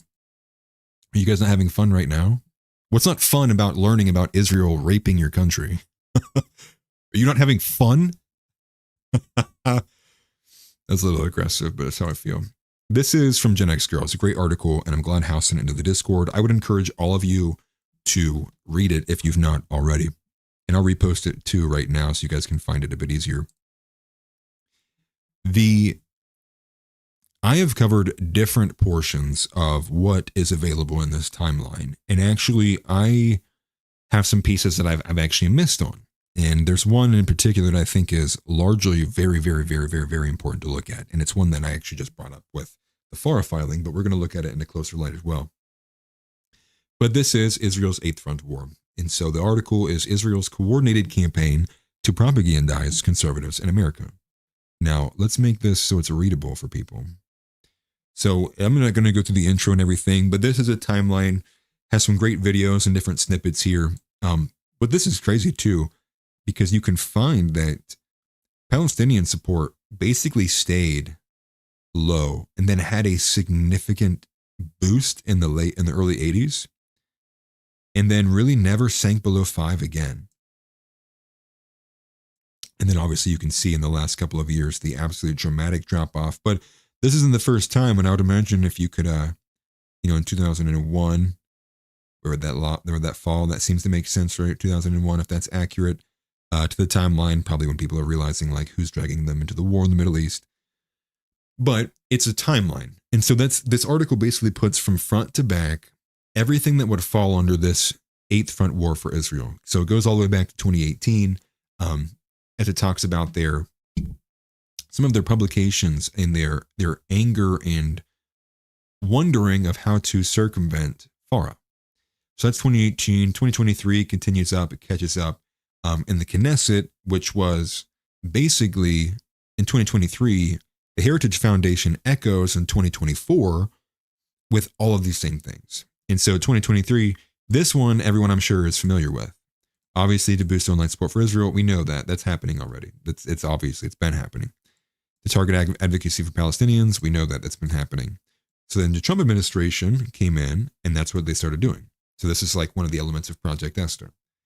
But you'll notice this is 2023. Project Esther wasn't a thing, or wasn't a thing in name until 2024. But the further you dig into this, you'll realize Esther is basically a word-for-word copy, an American copy of a template that was laid out in 2023 by Amichai Chikli. I don't even know if that's how you say his name. I'm not going to learn, nor do I care. And then this one was the one that's failed a couple of times. Now this is HR. I think it's like HR 690. Lord, it's been so long since I've looked at him. But this is what's been trying to get passed in different states. And some states rejected it, some states passed it. And that is basically to make different states adopt the IHRA definition of anti-Semitism, well, what is the IHRA? The IHRA is the International Holocaust Remembrance Alliance. Seems pretty unbiased to me. And even better beyond there is that it is a working definition, meaning that it changes with time. So right then and there, what you had is this push from Israel to get a foreign government, America, to adopt a new definition for a certain category of bigotry that is changing and benefits who? And this goes into the fact of how much of Project Esther is actually willingly being implemented by Donald Trump and how much of it is actually happening under his palm and he's just an old man not knowing what's going on. So there's a bit of that too. So then it cuts up to 2024. And then you have the fact that there was the Conference for Christian Presidents for Israel that had a lot of these big wigs get together. And it was from these big wigs that they found Project Esther. And if you don't know about Project Esther, you need to go watch the mini documentary I made about it. But there's plenty you can find online now at this point too. You can also find them on my X page as well. But it's, again, managed by who? NGOs that circumvent a lot of this U.S. tax law, like Canary Mission, NCRI, ISJAP, and the ADO. And Project Esther is a full-fledged, comprehensive, multi-pronged approach that firstly is aimed at college campuses, which we know is happening, which we can all see is happening, that takes aim at college campuses because college campuses, as it's laid out by Project Esther, is basically a hotbed for terrorist activity. And they then also continually use the most loose definitions possible to describe what would meet the condition to be a terrorist organization. And that's even loose. And then what's also loose is, okay, here's a terrorist organization. Well, what would then make you an accessory to a terrorist organization? And that's very loose. And that's so loose as to say, like, if you've even posted if you've publicized a student paper that's pro-Hamas, like that's considered to be that level, meaning thus then you would be categorized as a terrorist here in this country. And it is the rationale for a lot of the crackdown we saw in the early few 50 days from the administration, from Trump. They're just going in and cracking down on all these Palestinian protests. And truth be told, we've not seen many from since. And that is because at the same time, anti-Semitism is now like the single sole determinant of if you were going to be allowed to stay in this country as an immigrant or not. And don't believe me, look it up. So now anti-Semitism is like what determines if you're allowed to be, if you can become an American or not, which is just insane. But it all follows these lines. And the reason why they're being targeted, the reason why social media and college campuses are being targeted is, well, the answer is very simple. It's because they're some of the last places that you are allowed to have negative conversations pertaining to Israel. You are allowed to have more than what's allowed by the limited hangout conversations that are negatively reflective of Israel. And so the Project Esther basically serves its purpose, and it lays out its purpose, which is to eliminate all of that. Firstly, on college campuses. Secondly, on social media. College campuses, you may not give a shit about now, but you will care about on social media when you are unable to post anything. Like imagine when we get to the day where, not dying for Israel becomes not only just like a criminal offense, but also saying something like that could get someone's green card revoked. And I'm no fan of immigrants, but just the idea that that is a mechanism America would put in law. It's like, you are carrying water for a foreign country. Get the fuck out. And that, to be quite fair, that's all Pam Bondi has done her entire time being in office, is lie about Epstein files, carry water for Israel, and be a dumb woman.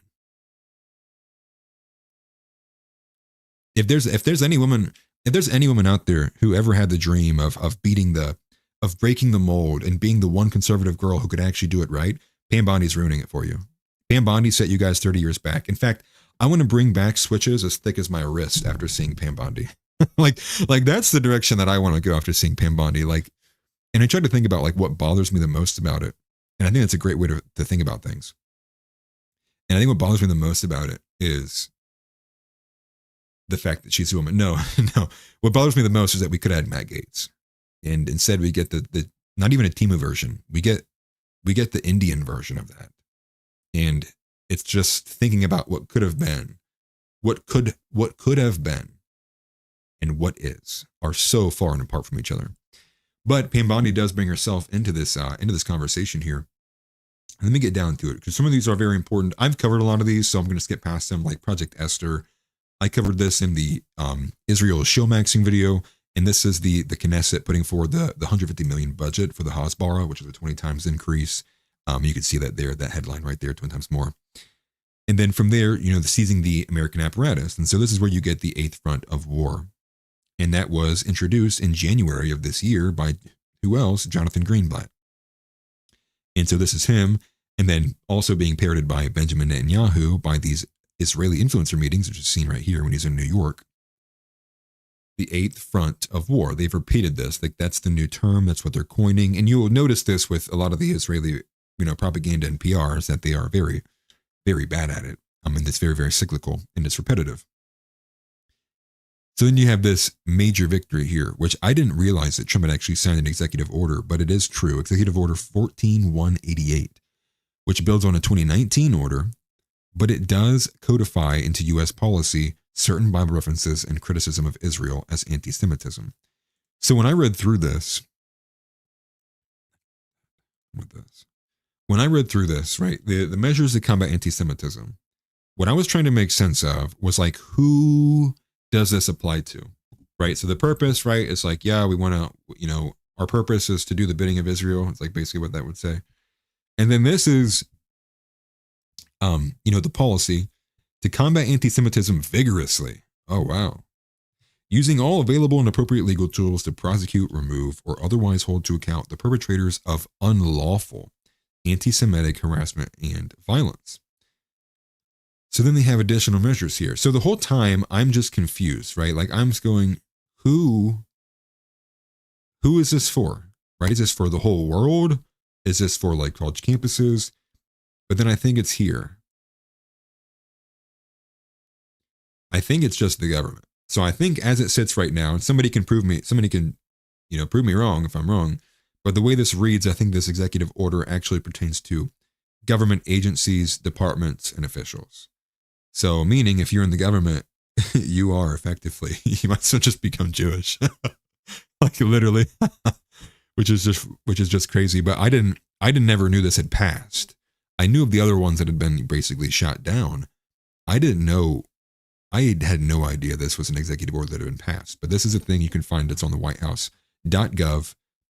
Additional measures to combat anti-Semitism, January 29th, 2025. But going back to the article, the next thing that is of great importance is actually right here. And this is what blows me away. It blows me away because I'm read and I watch the news constantly, and I didn't see this. So here's what this is. On February 5th in 2025, the next girl writes, in a move of profound significance, yet little known, newly appointed Attorney General Pam Bondi on her first day disbands the Foreign Influence Task Force, the very DOJ office responsible for enforcing FARA. The change specifically limits DOJ prosecutors from criminally charging those involved in public relations work and policy advocacy on behalf of foreign businesses and nonprofits. This deliberate incapacitation. Is that even a word? Anyways, of the enforcement mechanism gave a green light to foreign influence operatives, ensuring that the Knesset's 2018 plan to skirt FARA could proceed with minimal risk of prosecution. On your first day? That's what blows me away. On her first day. You know what people do typically on their first day, on first day appointments? They typically do, like, if it's a across the aisle thing, they typically do like what their across the aisle promise was, right? Like when they're trying to like bridge the gap between across the aisle, they'll typically put something through immediately that they made like a promise in their case. Did like Pam Bondi, like, was this like a promise that was supposed to be had? Like, and the fact that it was like not really widely known too is just another thing. But on her first day, she disbands the Foreign Influence Task Force there. So in February 2025. And then it feels like ever since then, what's happened? We've just been getting annihilated with Israeli propaganda. I mean, it's just been consistent. And so, and then they continue on in some of these smaller things, but mobilizing the messengers, and this is kind of where we are now, right? We're on this phase. We're on the mobilizing the messengers. They are clearly, they're gathering all these different people. They're spending a boatloads of money, right? $40 million separated between, Google and YouTube.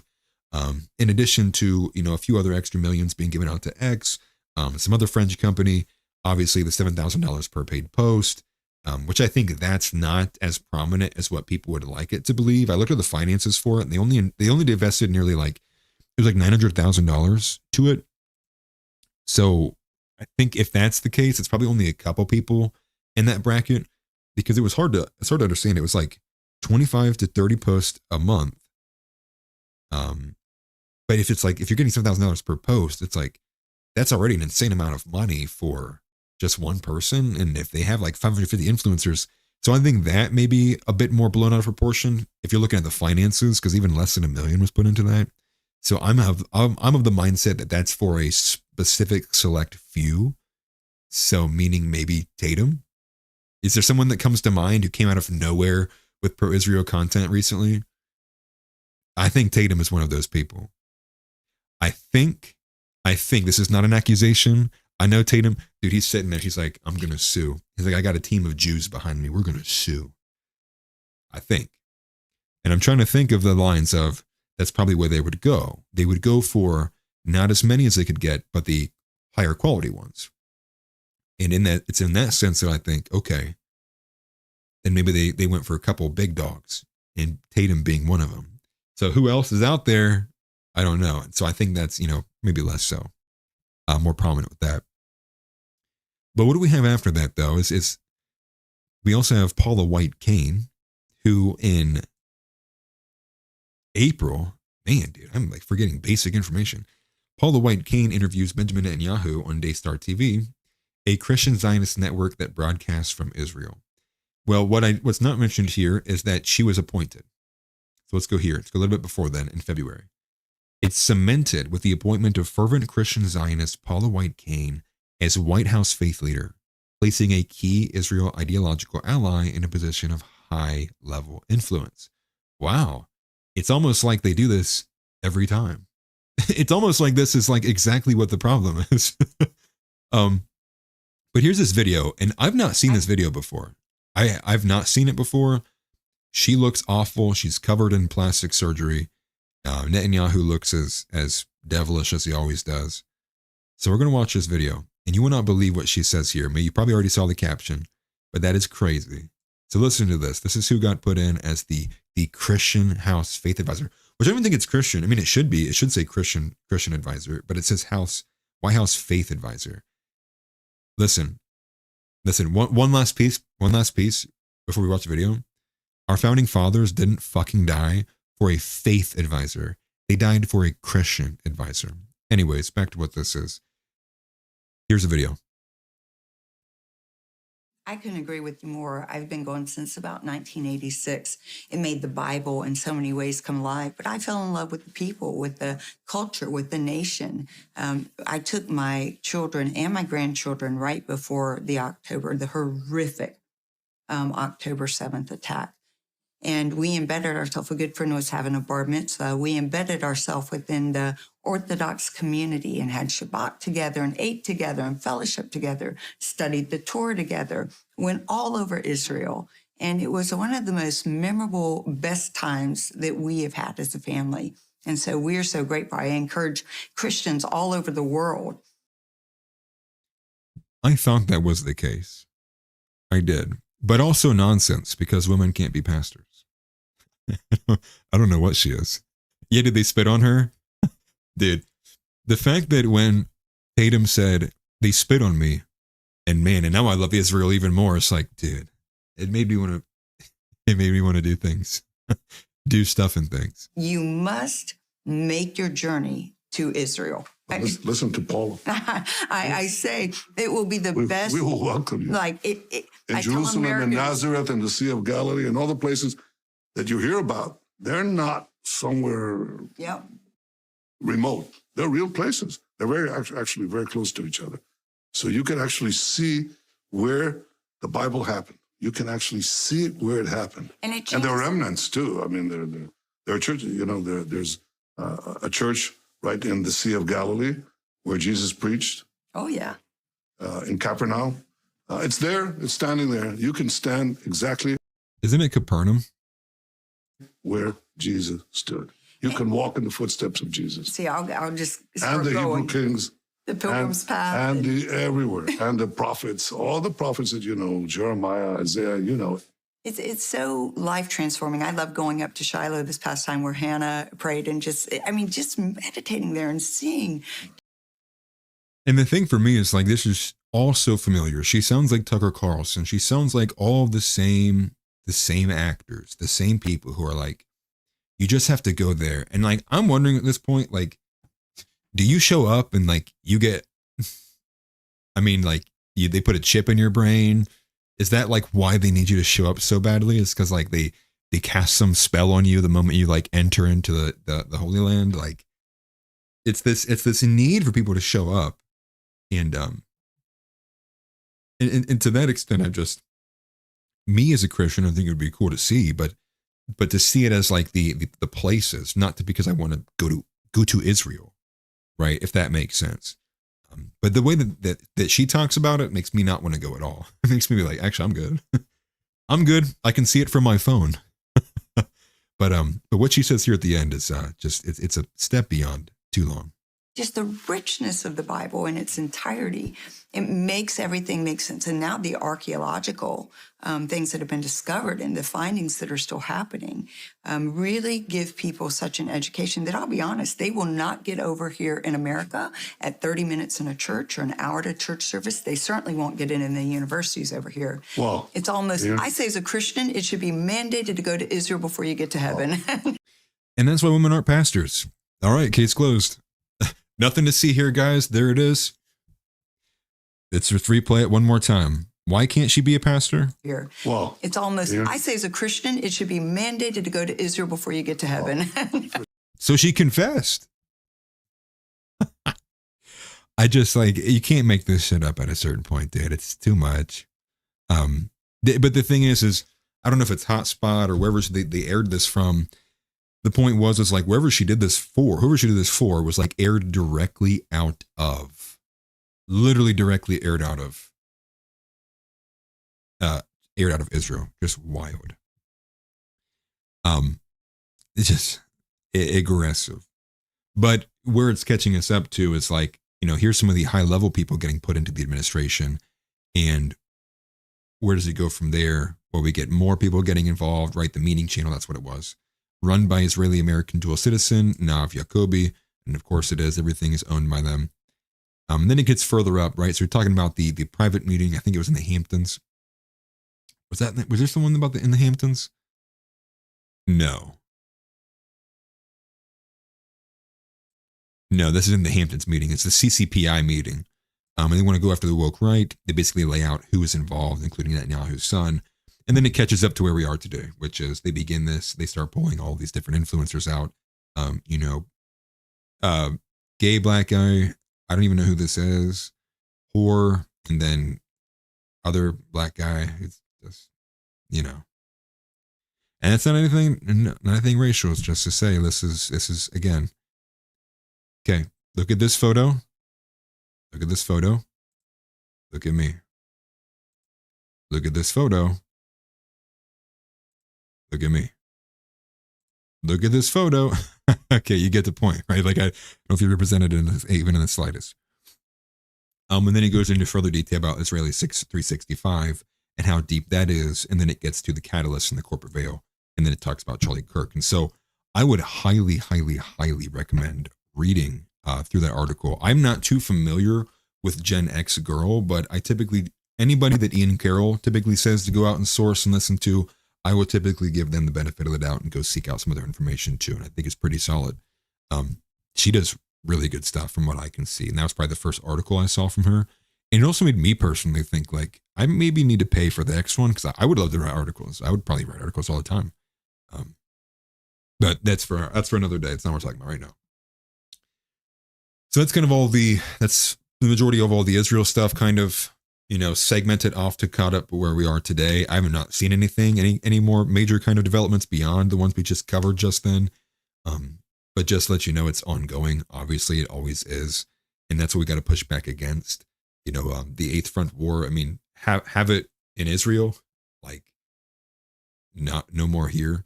And that needs to be maybe we need to like start building some more of these like what is our end goal? Like what is our victory condition?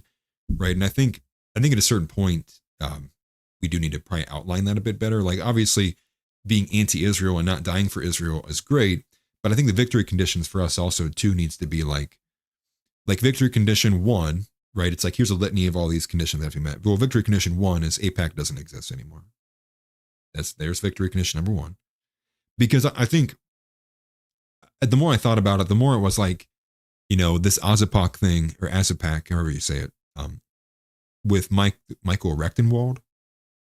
Is it Michael Rechtenwald? Yeah, Michael Rechtenwald and somebody else. Which AZAPAC is basically like the anti-AIPAC. It's like anti-Zionist American Political Action Committee. I think that's what it is. Because the more I thought about it, the more I was like, are we seriously like, you're making Americans compete against foreigners for influence in their own country or in their government? It's like, nah, dude. No. How about we just ban it? I don't really feel like competing with the world in my country for my politics. Actually, ban it. Because I think the AZAPAC's a good temporary solution, but the permanent solution needs to be actually no, foreigners aren't allowed to influence anything in this country. We are America. We tell you guys what to do. Exactly, Tix. Quiet heathen, you third worlders, you second worlders. Listen, I'm not going to be in the country where bajillions of you are pouring in from God knows where. I mean, dude, half of you look like you come from Mars. And then you're going to come here, the country that you crawled over broken shards of glass, dragging your balls over a cactus for, and you want to tell me what we need to change? Doors that way. Hey, pack it up, bud. Your stay was real short. It's a joke. And that's what I think. And I thought about it and I realized like, that's why people hate Nick. People hate Nick because he has the confidence to say, no, this is my country. No, I don't. I actually don't. I don't hold to this belief that everyone can be in America. I don't hold to this belief that I should just never have an in-group preference. I think that's why people have an irritation with him, is because he's one of the white men left on this planet that has confidence. And you're partially Mexican, whatever, but who gives a shit? That's the point. And that's if I could extend anything to you guys at home, be confident, man. Like, be confident in like who you are. Be confident in your Christian faith. Be confident that you're white. Don't be unapologetic that you're white, and say, no, dude, this is my country. You need to convey to me why I even need to be hearing you out at all. You need to have more confidence. You need to have more. Maybe it's not even confidence. You need to have more composure. Maybe that's the right way. Composure. Yeah. Having a stronger just character, a stronger composure, posture, so that we don't just instantly melt to all of these things. That you don't get immediately packed up the moment somebody calls you a racist. Oh, you're right. I shouldn't have said that. No. Yes, I am.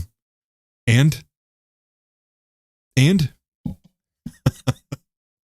just like, because we got to get it. We have to eliminate it. We have to eliminate. And the easiest way to do it is to mock it, right? Be defiant and also mock it. Like, I'm racist now? Oh God. Like that's how you do it, right? That's how you take power away from these things, especially when you're running out of options. You got to mock it. You got to delegitimize it. You have to be uncaring of the opinions of others. And here's the thing. They're going to hate you anyways. They'll hate you if you are a sad, racially cucked, hang your head and never try hard white man. They'll hate you the same. They'll hate you if you're that version of them, and they'll hate you if you're the confident version of them. So my brothers in Christ, do it. You will be hated anyways. Do it. Thank you very much for the super chat, brother. Nativist friend writes in that Nick was on Dave Smith's show today. He said he's kind of astonished how fast the noticing is spreading. Yes, very much. And that's actually what we're going to get ready to get into here. And so I apologize for making anybody rewatch anything if they saw it already, but I would imagine a lot of people probably haven't caught it yet. It was just a couple hours ago. And that's what we're going to cover. We're going to go into some reaction of that. I actually found a good 20-minute clip. I'm not going to cover the whole thing, but I figured if I would cover it, probably cover a lengthy bit of it. And what I did find that I think is worth covering actually from it is from the Charging, great clipping account. And they posted I think it's like 19 minutes. It's like a 19-minute debate between Nick and, yes, on Jewish power specifically. Now this is on YouTube. So YouTube, I swear on God's green earth. Listen, don't play games with me, man. All right. So let's see here. What was I going to do actually? Already had that setting turned on. Okay. Alrighty. So it's about 20 minutes long. I am going to break it up a little bit too. I mean, I have to. I don't want to just straight rip Dave's content. Obviously, I had Nick on. But we're going to cover this. And so for anybody who's coming in or just a refresher over what this video is about, 19 minutes, about 20 minutes long of Nick Fuentes and Dave Smith debating Jewish power. You make your bed. You were, nobody I don't think that I know is denying that you were like horrendously mistreated when you were very young. But also since then, like there's an energy that you harness when you do that shit, and you know what you're doing with it, you know? And that's not to say you're being disingenuous. I don't mean that at all. I just mean like you understand kind of like harnessing this radical energy of like, nah, dude, I'm staking out this position all the way over here.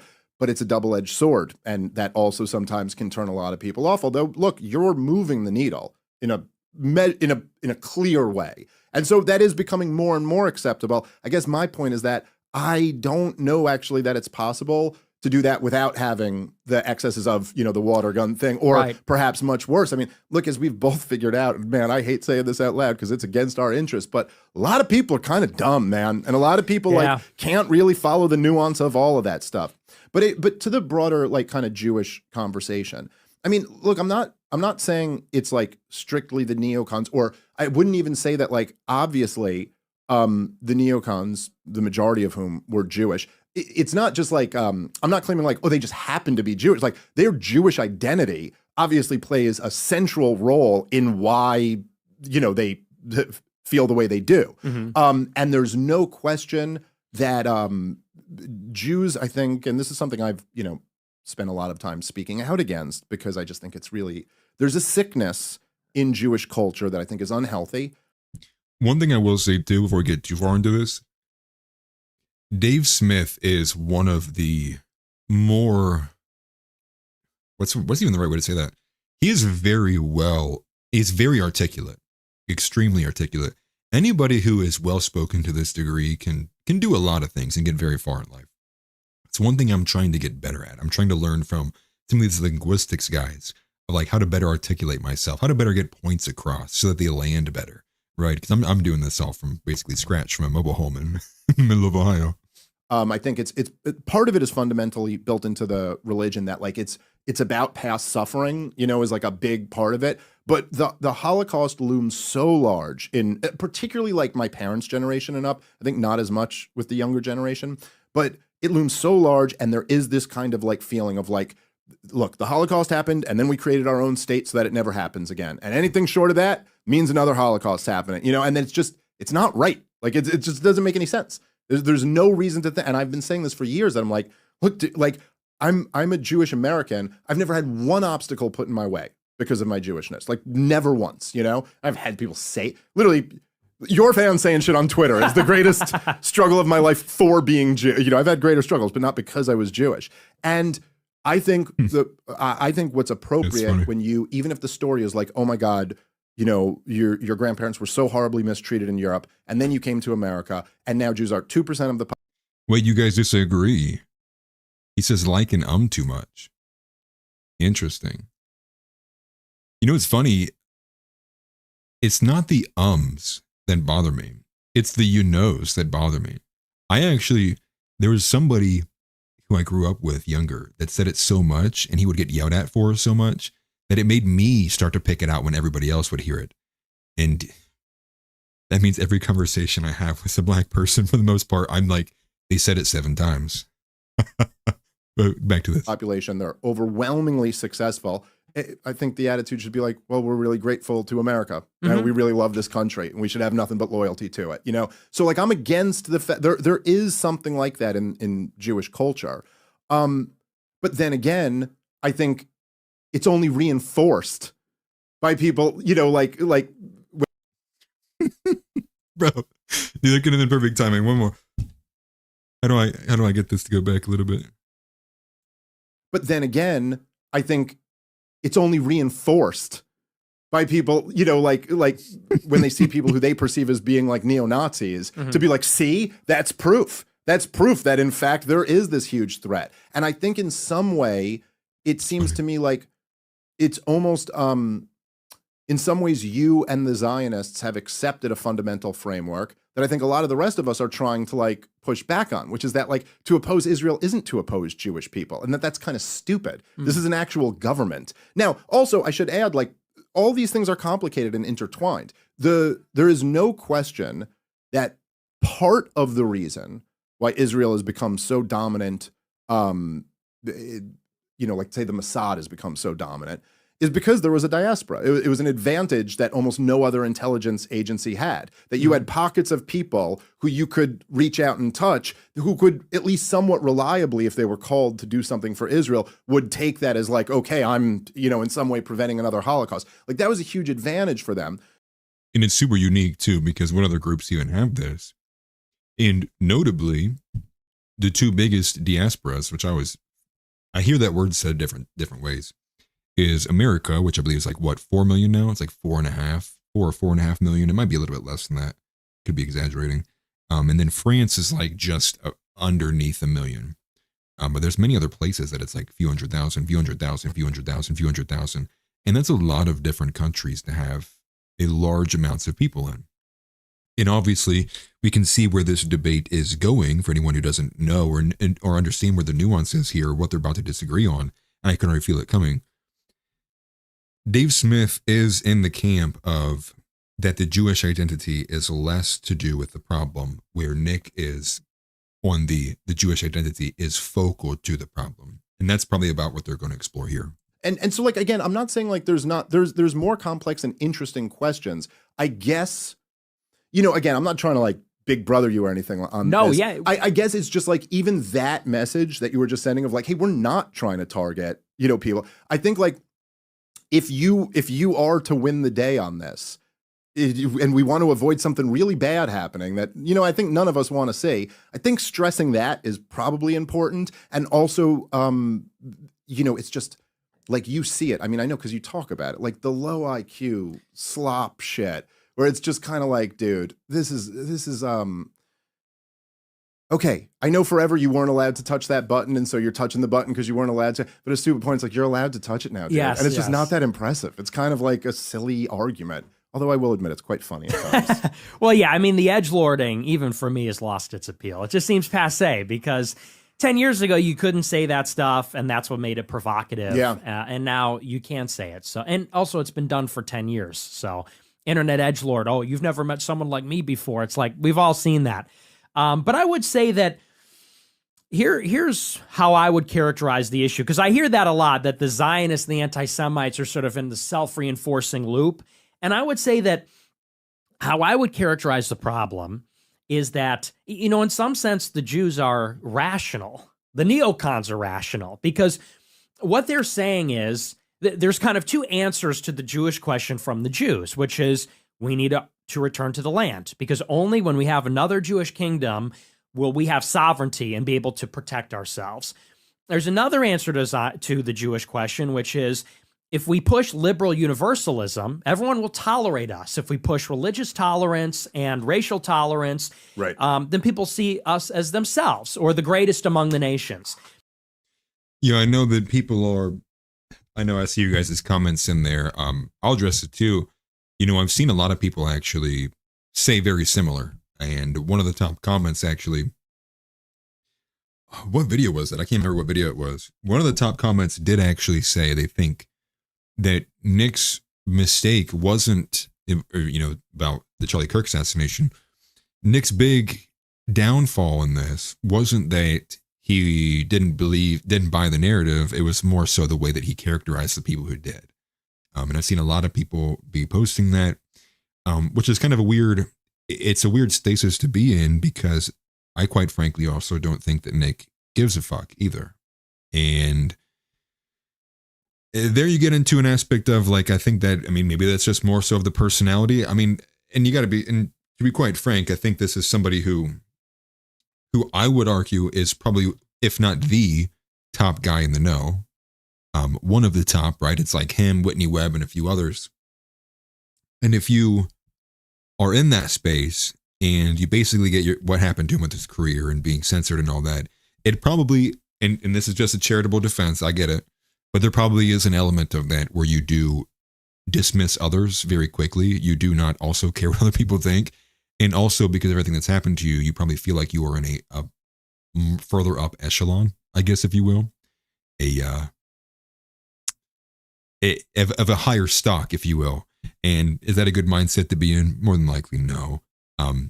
But I can understand it a little bit. I can get that. And I've never been in a position either, so it's hard to say what I feel about something I've never experienced. These are two strategies, and they're both rational, because by the way, there was anti-Semitism in Nazi Germany. Maybe that's I got the call to say that, but it's true. You know, I think that's the way things are. Is that a controversial thing? For Might be. I don't know. Not even the Holocaust, just anti-Semitism. Yeah. They weren't so fond of him. That's for sure. Yes. But it's like in Germany, but also in Russia, but also in America. There are quotas in the universities. Emerging from that time, it is, like we say, the world's made up of races. They have these interests.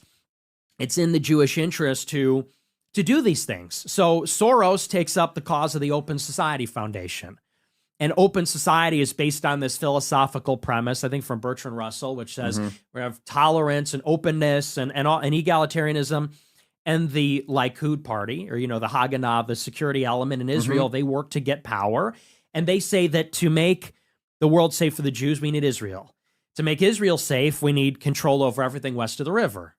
To do that, we need to destroy all our enemies in the region. Like, there is a rational chain of law. When they say Israel has a right to exist, they mean we can't exist if we're staring down the barrel of 10 countries that hate us. Yeah, looks like the Just One said, can you pray for my dog? She's not doing well. Yeah, we can. It'd be real quick. I'm sorry to hear that your dog is not doing well.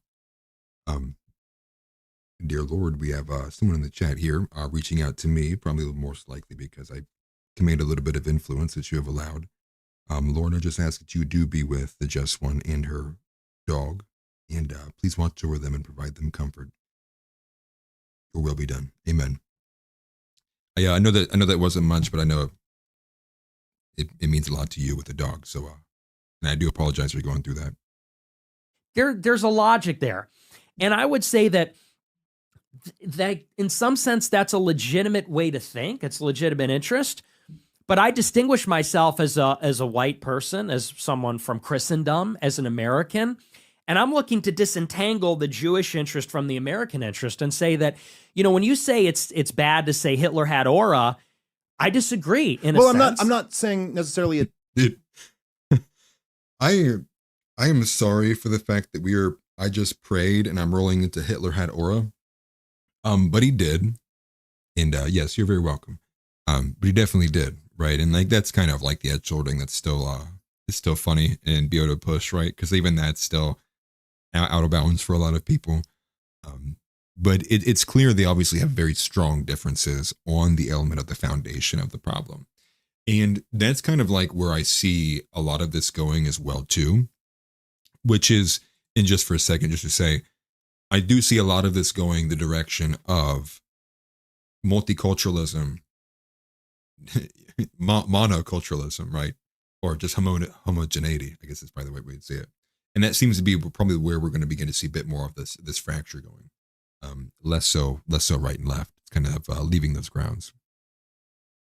I'll be back to it. It's bad to say that. I'm saying that you understand that like that is going to be something that might make a lot of people go, oh yeah, I don't want to deal with that guy. But here's where I would push back in a sense is, as a white person, like why is it that the Holocaust is so toxic? It's because, Jews sort of made it that way. Like, we don't look at the Holodomor the same way. We don't look at China. And all these arguments. I think that's a totally legitimate argument. It's something I've been saying for years, too. I think that the idea that Jews have a monopoly on World War II is like insane. And or that anybody should, like prioritize past Jewish suffering over other sufferings. I mean, like, yeah, it's a horrible thing happened, but can I just yeah, real quick? Sure, go ahead. So, when I say Hitler had aura, I'm trying to basically set a new paradigm where, it's like as Americans and moreover as white people, it's like that doesn't have the same impact on us emotionally. Not necessarily. We only feel like that way because of movies, because of museums, because of propagandizing. And, so when I look at like Larry Fink, Bill Ackman, David and Larry Ellison, I look at them as part of a corporate entity. Like they're not individuals that happen to be Jewish. They are the Jews. They're organized. They work together. And as an American, I basically want to take power from them and give it back to Americans. And that necessarily is going to make them weaker and more vulnerable as a community. And, so when they say that's anti-Semitic, it's like, of course, everything that's taking power from them to give it to us is going to inherently like bolster the narrative that they're becoming more vulnerable. But it's a necessary part of getting power. Yeah, and I kind of get what you're saying. Like I used to say it. Like I used to say that as long as you like, if you translate the words right, that like Hillary Clinton is telling the truth. Yes. Like in a sense, like when you go like they'd be like Hezbollah is a threat, and the truth is that Hezbollah is a threat to Israel's ability to occupy southern Lebanon. Right. Now, they leave that part out of it, or if they say like Iran is a threat, it's a threat to the American empire. Like it's a threat to, yes, this is it. So in that. Which basically describes a lot of this in a nutshell, which is it's a lot of lying by omission. It's a lot of lying by what's really going on. And, and I haven't verified this, but I saw a piece of news that there was in Israel, there was a soldier who was a part of the mortar battalion that was one of the first battalions that were told to stand down on October 7th. And if anyone can find that and verify that, as soon as I saw it, how X does its thing where it switches, I have no idea who the account was. And I never thought to look back on it until now. If that is true, I mean, we get some more hard evidence that there was a stand down order given on October 7th. I mean, so much of this goes out the window. And another one being another lie by omission that I saw that was highlighted was in fact that there was, I believe in the days after, like on October 8th and 9th, there were negotiations about the hostages. And for whatever reason, I cannot remember the reason, Israel turned it down. Which is just, but again, lie by omission, right? And they talk about how they're not negotiating on the hostages. It's all bad faith, whatever. But that defines this entirely in a nutshell. And I didn't want to say too autistic facts. You found me after the stream with that girl, Casey. I appreciate that very much. Thank you. I need to get a hold of that girl, Casey. I haven't talked to her in a minute. And especially because we might have some disagreements now at this point, given what's all taken place actually, since the last time we spoke. But she's pretty cool.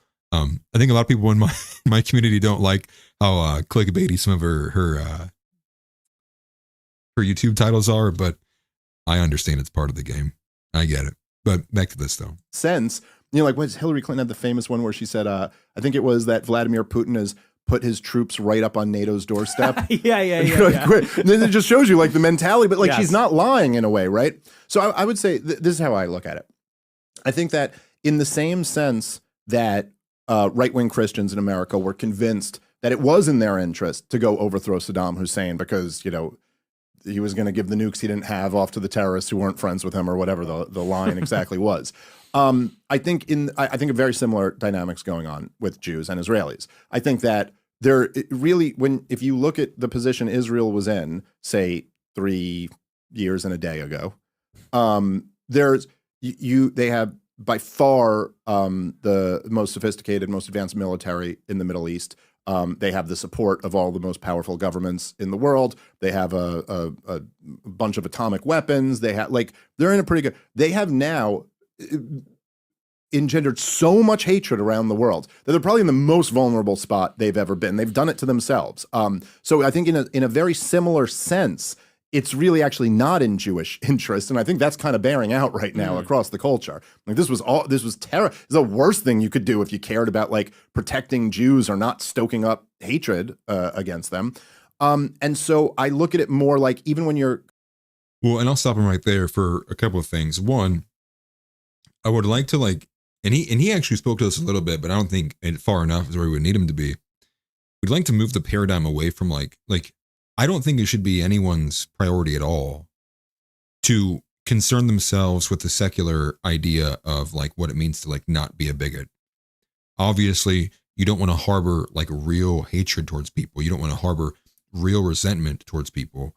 But to make it to have it anywhere close to even like my top 100 things I think about or the 100 priorities I have in my life, to think that race should ever fall on there is nonsense. And this is part of the problem with the multiculturalism aspect. It's like I don't think it should. I don't think anyone should even give any ounce of care to it at all. It is a major waste of time. And so so to that end, it's like I don't care, right? Like I don't care what they think or they feel on a global scale. Like who cares? Like I get that they care, but why is that my problem? Why is it this country's problem? And if they truly cared, they'd need to work on it themselves. And when they do it themselves, their PR is terrible. The other element is the weapons of mass destruction. And this question here from Jason and Smith: how weak would it really make Israel? They're one of 8 countries on earth that possess nuclear weapons. When I think that's the point, I think because, and I think that's part of the problem is like because they're not in the NPT, right? They're not in the Proliferation Treaty, as well as like they're not, as far as I understand, they are not have any negotiation or deal with the JCPOA. Is that the right one that I'm thinking of? Beyond just the basic stuff, that I don't know what mechanism we would have to get rid of their nukes. I think that would be like an act of war. I think America would basically have to just ask them in a sign of good faith. I don't know if we have any kind of actual control mechanism, or even if we went through like the UN, because if they're not tied to any actual agency, then who really has the power? I mean, obviously that's not how politics work. If it's just legalistic and by contracts, we could just say, hey, give it up, or like, we're not your ally anymore. But I highly doubt that would happen either.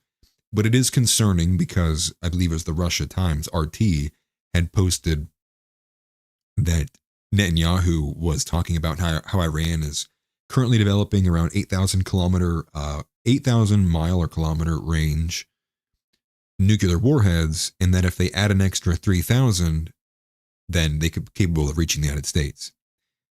But the thing is like what they've been talking about is like how much work it's taken them to just get to the first 8,000 kilometers. Like to think that they could just magically get to 3,000 and add an extra 3,000 capability or capacity to that quickly. It's like, no. Like, again, they're trying to sell to it because the average person who consumes it's just dumb. These guys like Bill Ackman or George Soros or people like that. But yeah, you're pointing to people who are in the club. I mean, George Soros is essentially a wing of the CIA. I was literally just the other day, because I was looking up when I was doing an episode on General Wesley Clark in response to the latest hit piece on me from the Free Press today, or preceding it, I guess. And I was like, I gotta like look up Sudan. You know, like that's the one country on this list that I just haven't read enough about. Like I've read a little bit about it, but not nearly enough. Like which is for people like me and you who read books, which by the way does put you in the top 1% of political commentators already. no But the thing is, you're just always behind. You know, like there's just always 10 books you're supposed to read that you haven't read yet, and you're like, God damn it, you're so aware of what you don't know. You know, and then someone who knows absolutely nothing is like, you don't know what you're talking about. You're like, I know I don't know what I'm talking about. I know, but you know nothing of what you're talking about. But anyway, so I was like, I literally just Googled it. I was like, so what? I know that they broke off, like, and I didn't even know who was involved in it. I know the southern part of Sudan broke off and there was a civil war there. It was like, let me have someone like southern. So I just like literally Google Sudan, secession, civil war, something like that. And like the first thing Google gives me is like the George Soros Open Society, why Southern Sudan needs their independence. And you're like, oh, okay, here we go. But if you really, when you look at it, right, and this is true in the Israel lobby itself, it's not all Jews. It is overwhelming large amount of Jews. And like the neoconservatives were like 80% Jewish. I think that, you know, there were Catholics and even some Protestants in there. Wow. Yeah, and I get it, right? Listen, there's just so much ego. There is. There's no getting away from it, man. Once people reach these levels, you can't get away from it. But even the neoconservatives, right? Like they were essentially all of George W. Bush's men. You know, like he had Jews all throughout his administration. They were all neoconservatives. But like the boss was George W. Bush. Dick Cheney, I think, really was the boss. Rumsfeld, Condi Rice, Colin Powell. These are all non-Jews. It seems much more to me that there's a big club. There's a lot of Jews in there, and there's non-Jews in there as well, and that they are screwing everybody over. And it just seems to me to be more accurate and precise, and not carry any of the baggage that makes people think like you just, you know, are animated by racial hatred. And it's just more precise to just be like, no, it's these guys, it's this network of people. And even when you're looking at like, you know, something like it's.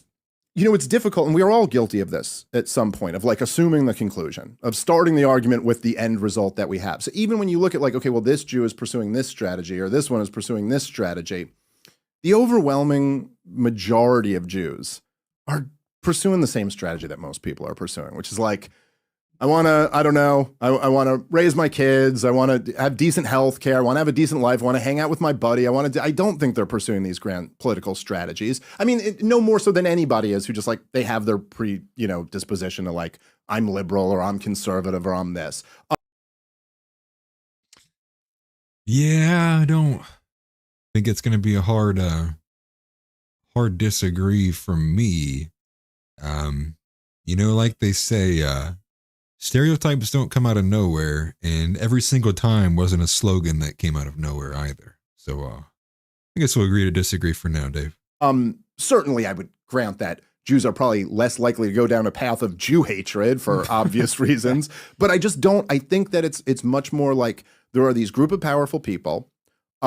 They are, by the way, the entire machinery, I think, is actually, I don't know if I want to say it's more based on business than ideology, but business is like a huge, huge factor in all of this, right? Like, it's not as if the Zionists weren't able to gain so much control of the American military machine because simply they tricked everybody or something. It's because it was good for business. You know, and you can watch this. I mean, they went, all the neocons went and they made their independent relationships with the military industrial complex. Look at all those Bill Kristol think tanks, and you know, who's funding that think tank? Oh, look at that, Lockheed Martin. Ain't that a coincidence? Right. And so in the same way that, you know, like there are, say, thinkers like John Rawls, or John Maynard Keynes, who are like beloved figures in Washington.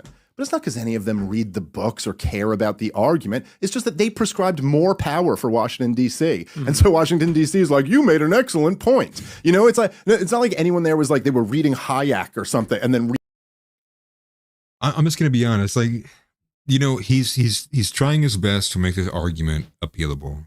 And the reason why it's not, and I'll tell you, as somebody who digs into a lot of this, I read through a lot of these articles. I've obviously been on this track for like 2 years now, or probably maybe a little bit closer to like a little bit over a year, but it was about 2 years now. The thing is it literally is every single time, and it doesn't matter if it really doesn't matter if there's a network. What the damning part is like, say even if that was true.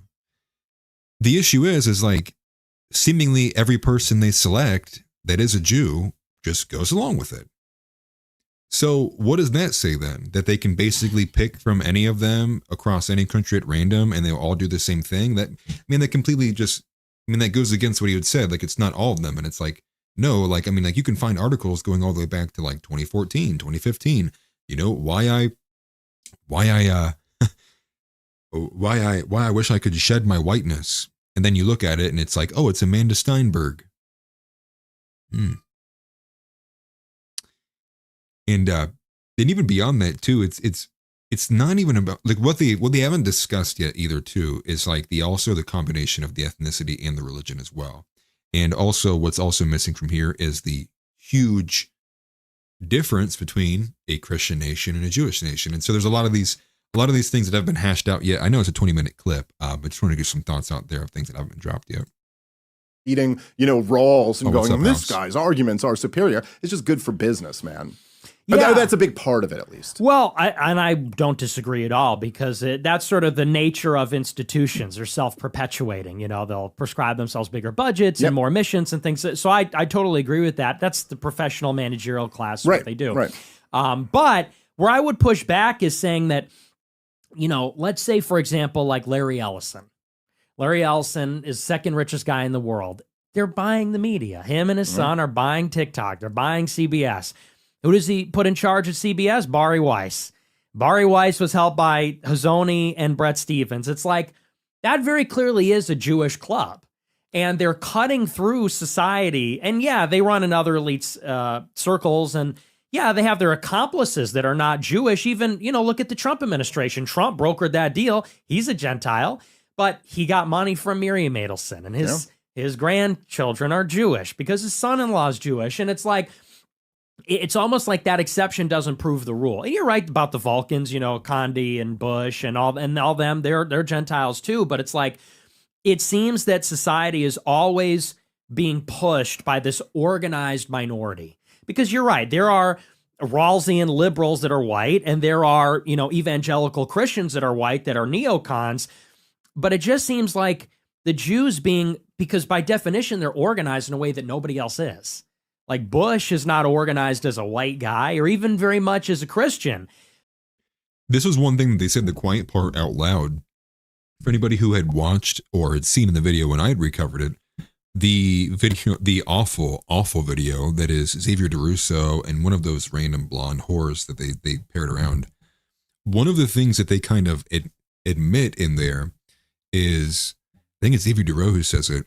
He's like, something along the lines of like, oh, you don't network like Jews, or oh, you're mad because you can't network like Jews. It's like they're just saying it out loud.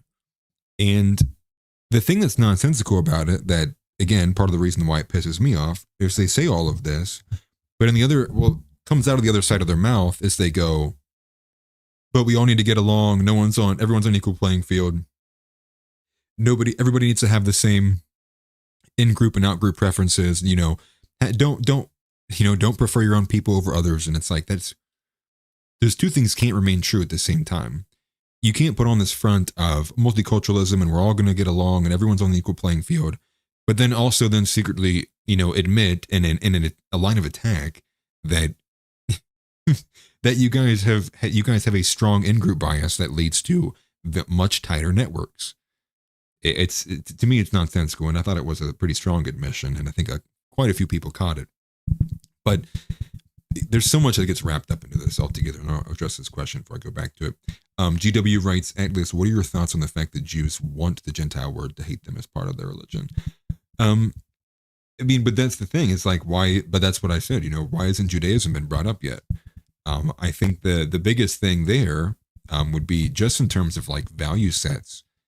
For what it means to be in America, I think being a Christian is almost identical to what it means to be an American, if not actually exactly what it means to be an American too. They're very similar, and so from that sense, it's like, well, obviously, a nation of Christians governed by Christians for Christians should, by and large, have nothing to do with Jewish people or a Jewish government or a Jewish ideology. I mean, point blank. I mean, it's like that. It's a very basic. There's no hate attached there at all. It goes, this is my system. This is my government. These are my people. Yes. And that's yours. That's yours. Have yours. But the issue is, it seems like they're just simply not okay. Or the issue really comes down to the fact that they cannot exist without this extreme dependency on us. Otherwise, they would ultimately probably be crushed by other Middle Eastern powers. But here's the problem. That's not my problem. So stop making it my problem.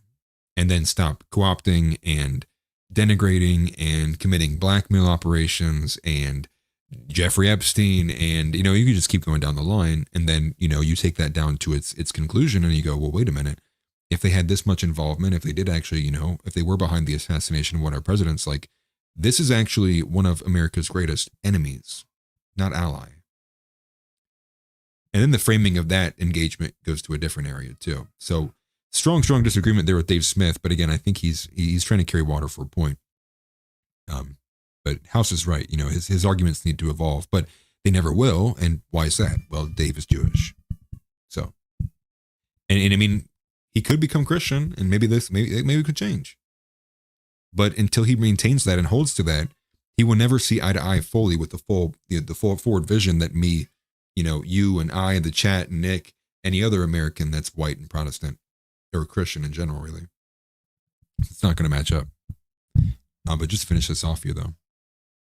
About 3 minutes. But you do have like a World Zionist Congress. You do have a World Jewish Congress. You have the, Conference of Major American Jewish Organizations. I don't even think people realize the extent to which Jews are organized in community centers by Chabad, in university with their fraternities, and in business, and in their localities. It's like they're extremely organized. And as far as the average Jew is concerned, yeah, they're not running the banks. I don't think your average Jew is like a spy. But I do think that your average Jew is inherently distrusting of like patriotism and nationalism. It's like Sarah Silverman said when she saw her white boyfriend put a American flagpole on her lawn, she said it reminded her of Hitler. How many Jews is that attitude prevalent? When they saw Trump, they thought the same thing. Fascism. They said it could not happen here. And I hate to pause it so quickly again. That same thing can be applied to the other races as well. Right. And whether it's for good reason or because they were propagandized. So everybody knows it. The way you get looked at in Walmart sometimes, the way some of your interactions go, that there is a clear and inherent trust between the races. In the same way that he kind of said that there, where this woman's putting an American flag up in her yard and it's very patriotic, and they see like a chiseled white dude, and it's like, wow, dude, it's literally Hitler. Because again, the conditioning going on. Same way, but a black person sees me probably out in purpose and, shave my head and jacked, and I got a big cross tattoo. They probably think the same way, like, oh, dude, this guy's one of them boys. And there's an inherent trust there. And some of that's like, you'll never be able to walk that back. It's like it's too many generations away. There's too many barriers in the way. There's too many women in the way, for one, that there's going to have to be some form of a clean break. And it's just going to have to happen. And either it's going to have to happen in terms of everyone can come to the table and go, okay, fine, we'll drop the race thing. Do that. It literally will never happen. Or two, people are more motivated and it becomes more socially acceptable to do things like Arval, which is just separate, just walk away. And that ultimately seems to be the initial direction of where Malcolm X was heading in the first place. It seems to me that as you look back on history, Malcolm X's solution would have been the one that I would have supported. Separate but not segregated, or separation, not segregation, I think was his slogan. I think he was onto something there. But going back to this, it's sort of that same attitude, and I think here is what I will concede. I think that by we I mean me.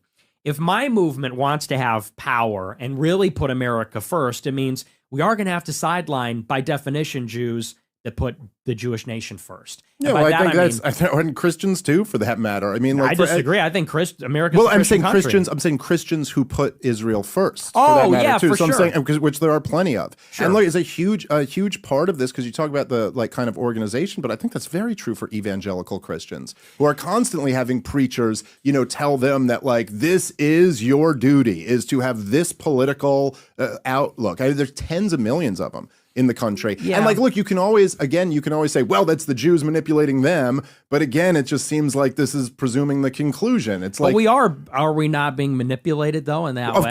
Of course. No, I'm not denying that. I'm just saying it's not just Jews at the top of doing the manipulation. And I agree, but that's where I have to come in as a Christian white American and say we have to disentangle these things and say, and wake up the evangelicals and say, look, this is not, you're American, you're Christian. They are not Christian. They are not American. It is not in our interest. We have to take our own side. I think that there's the perhaps because you're Christian and I'm Jewish, but when you're talking about evangelical Christians, although not Like perhaps, like, dude, like, I don't get why it's, to me, it's when everybody talks about this issue, it's like they seem like it's like they're unaware entirely that of how different our views are, or like what the end goals are. And I can't believe that Dave is that ignorant, or maybe there is an element of just not being aware. Maybe he doesn't listen to Nick Fuentes' full-fledged arguments. I don't know. To me, it's like hard to buy that he just doesn't see where Nick is coming from, especially seeing that that's basically been his biggest message his entire career. But, you know, maybe Dave's playing a card here. Catholics like yourself, you go, well, we got to wake them up and make them realize that. And I feel the same way about Jews in general. It's like, we got to wake them up and be like, yo, you're not about to be Holocausted, and you don't need to support this in order to avoid one. And that's much tougher to do when everybody on Twitter is saying the Holocaust never happened, but if it did, it was good and it should happen again or something like that. So that would be that. Let's do, so I just always completely lose track. So that was the big segment out of there. You know, they said debate. It's the biggest one that I saw. I wanted to make sure that I did cover it in case there's any good pieces, because I haven't seen any bit of it. I saw the first like 10, 15 minutes before I had to go take a shower, and then that's the last bit that I've seen of it. The newest bit that I've seen. But that's true. Lord of the Rings, that's 100% right. The second that Dave says, as a Jew, right. The whole argument is right there. It's in the admission of, oh, you're this and I'm this. It's you're them and I'm us. I'm us and you're them. Who's we? Who is we? Donnybrook, thank you very much for the super chat. How many pairs of Timberlands do you own? I own 3. 3 pairs of Tims. Dude, it's funny. I about posted a Snapchat earlier about that, actually. Not the Tims, but because I got a series of comments in a row of one of my last videos, actually, that was like, bro, you're trying so hard to be black, and it's like, really? Like, wow, this is the blackest fit I've ever worn. Dude, like, get the fuck out. And this is another note here too, and I'm gonna say this, and I'll probably say this till the day that I die, because it's just so personally relevant to me. Okay, black men don't have a monopoly over deep voices, and it used to anger me. It saddens me now, because I used to always get angry because I would just get angry, and this has followed me my entire life, whether I was bartending, I was serving, or here now doing YouTube. It's why are you faking your voice? Why is your voice fake? And they say that because it is an impossibility to them that a white man even be incapable of having a voice that sounds like mine. Understand how racially cucked you are. If you literally pull up any video at all from like 1950s, anything, American media, and you find any man, whether it's Frank Sinatra or anything along those lines either, you will hear men with voices just as deep as mine, and they will be plentiful. The question I would ask to you is, what the fuck happened to white men that I am a once-in-a-generation anomaly to have a voice like this, and 30 years ago, there was a bunch of them. So don't be racially cucked. It used to make me mad, but now it makes me sad. Because the mindset of the average guy seems to be like, deep voices aren't for white guys. White guys don't have testosterone. White guys are sad. White guys are sad, weak, pathetic, and pedantic. It's like, okay. Down on yourself much there?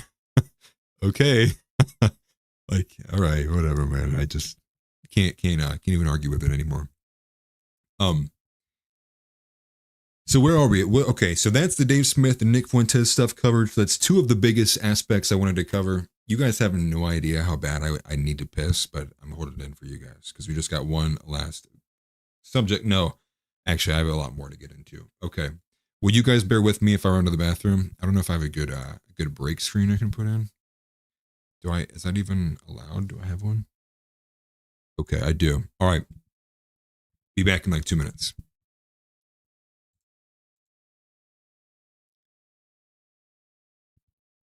I think it worked.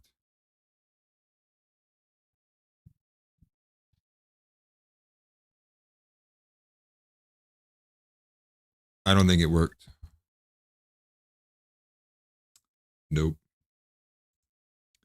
Nope. End the break. I thought that was going to be helpful, to be honest.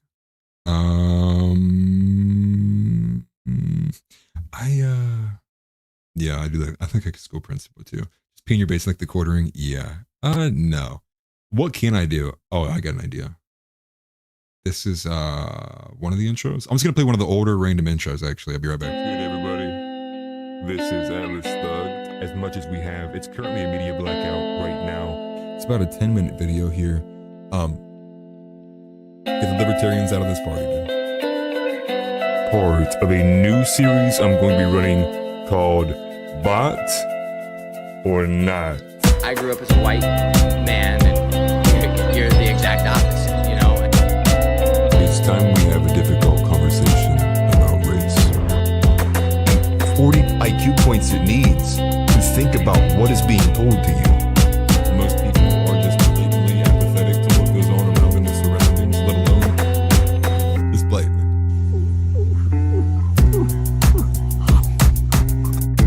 A trans woman's penis make you gay? Can I define to answer that comment? The dating market is for men your age.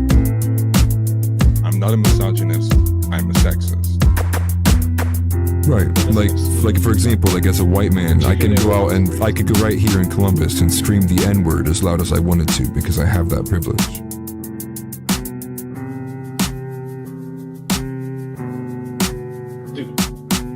Those who would sacrifice a little freedom for a little convenience serves neither.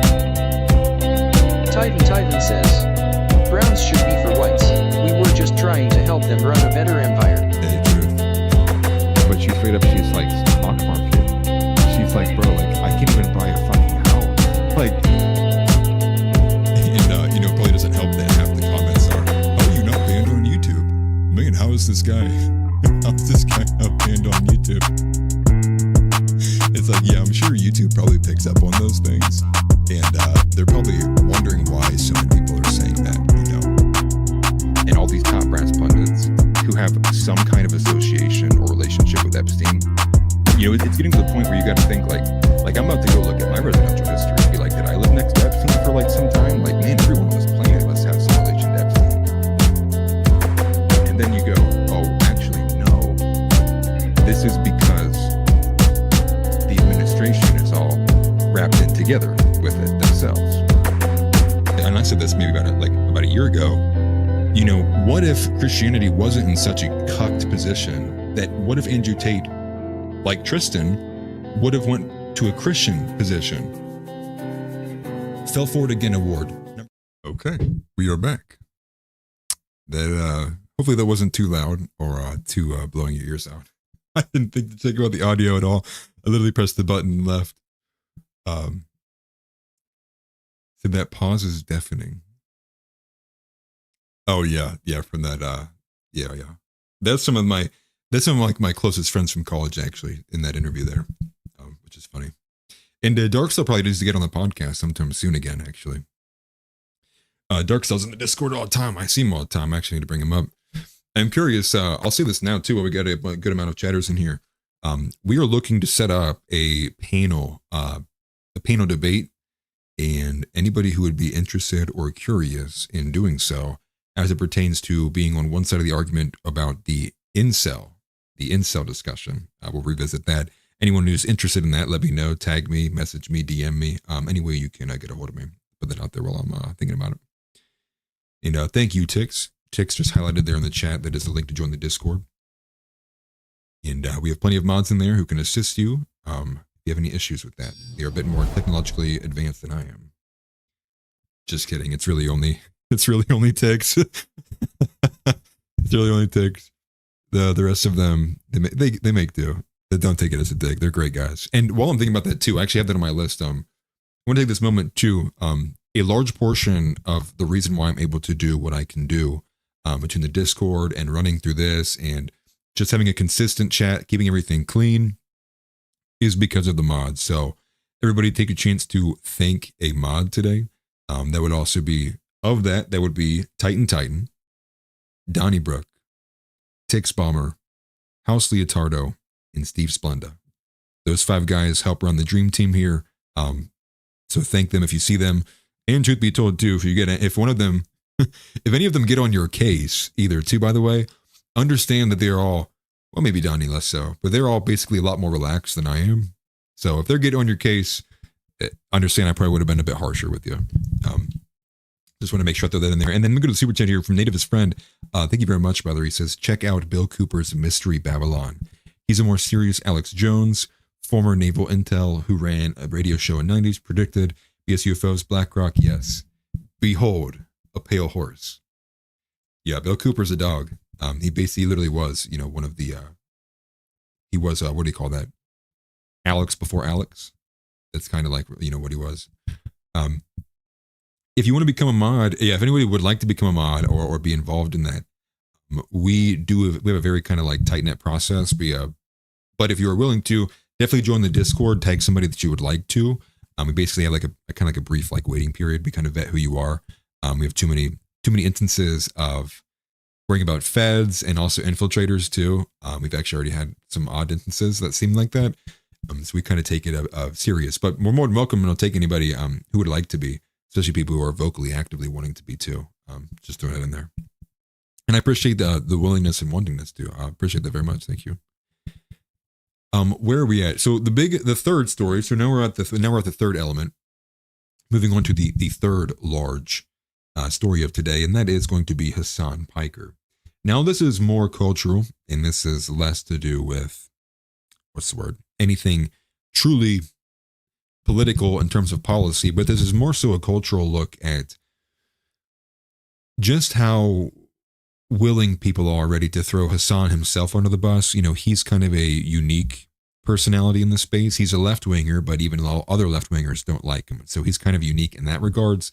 Same thing can be true for a lot of them as well, right? You throw Destiny in there, but I think Hasan is a bit more aggressive than normal in terms of that same kind of that framing.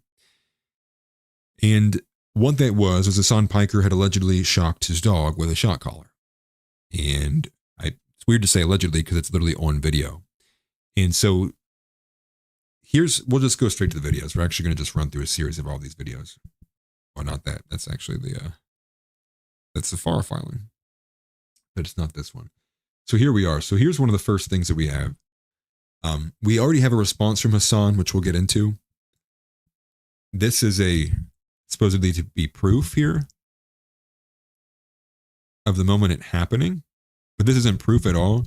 There's just so many clips coming out that just show Hasan in all these bad lights. This one, he says, is proof just because he looks at the dog and the dog seemingly walks back onto the mat without any words being exchanged. People are taking this as a sign of abuse. But here's the actual clip itself. It's about 1.5 minutes long. This is the one that's been, making the rounds, if you will, that have caused people to go into a frenzy. And this is from yesterday morning, I believe. Pretty sure. And this stream, so I can watch it from the start. That's funny. I'm sorry. I'm going a bit longer today. But here's the first one. And this is the clip of supposedly this dog being harmed. I hate this fucking country so much. You can be on a fucking mountain in the middle of Norway and get better internet than Los Angeles, California. And this is just like a moment of anger. This is a moment of fucking anger for like something that is just so routine, so silly, such a first world problem. But it is emblematic of all of America's much more consequential violence. Okay? It's the same reason as to why America, Kaya, please just fucking go, just stop. So that's the moment. So supposedly, this is what the argument is here.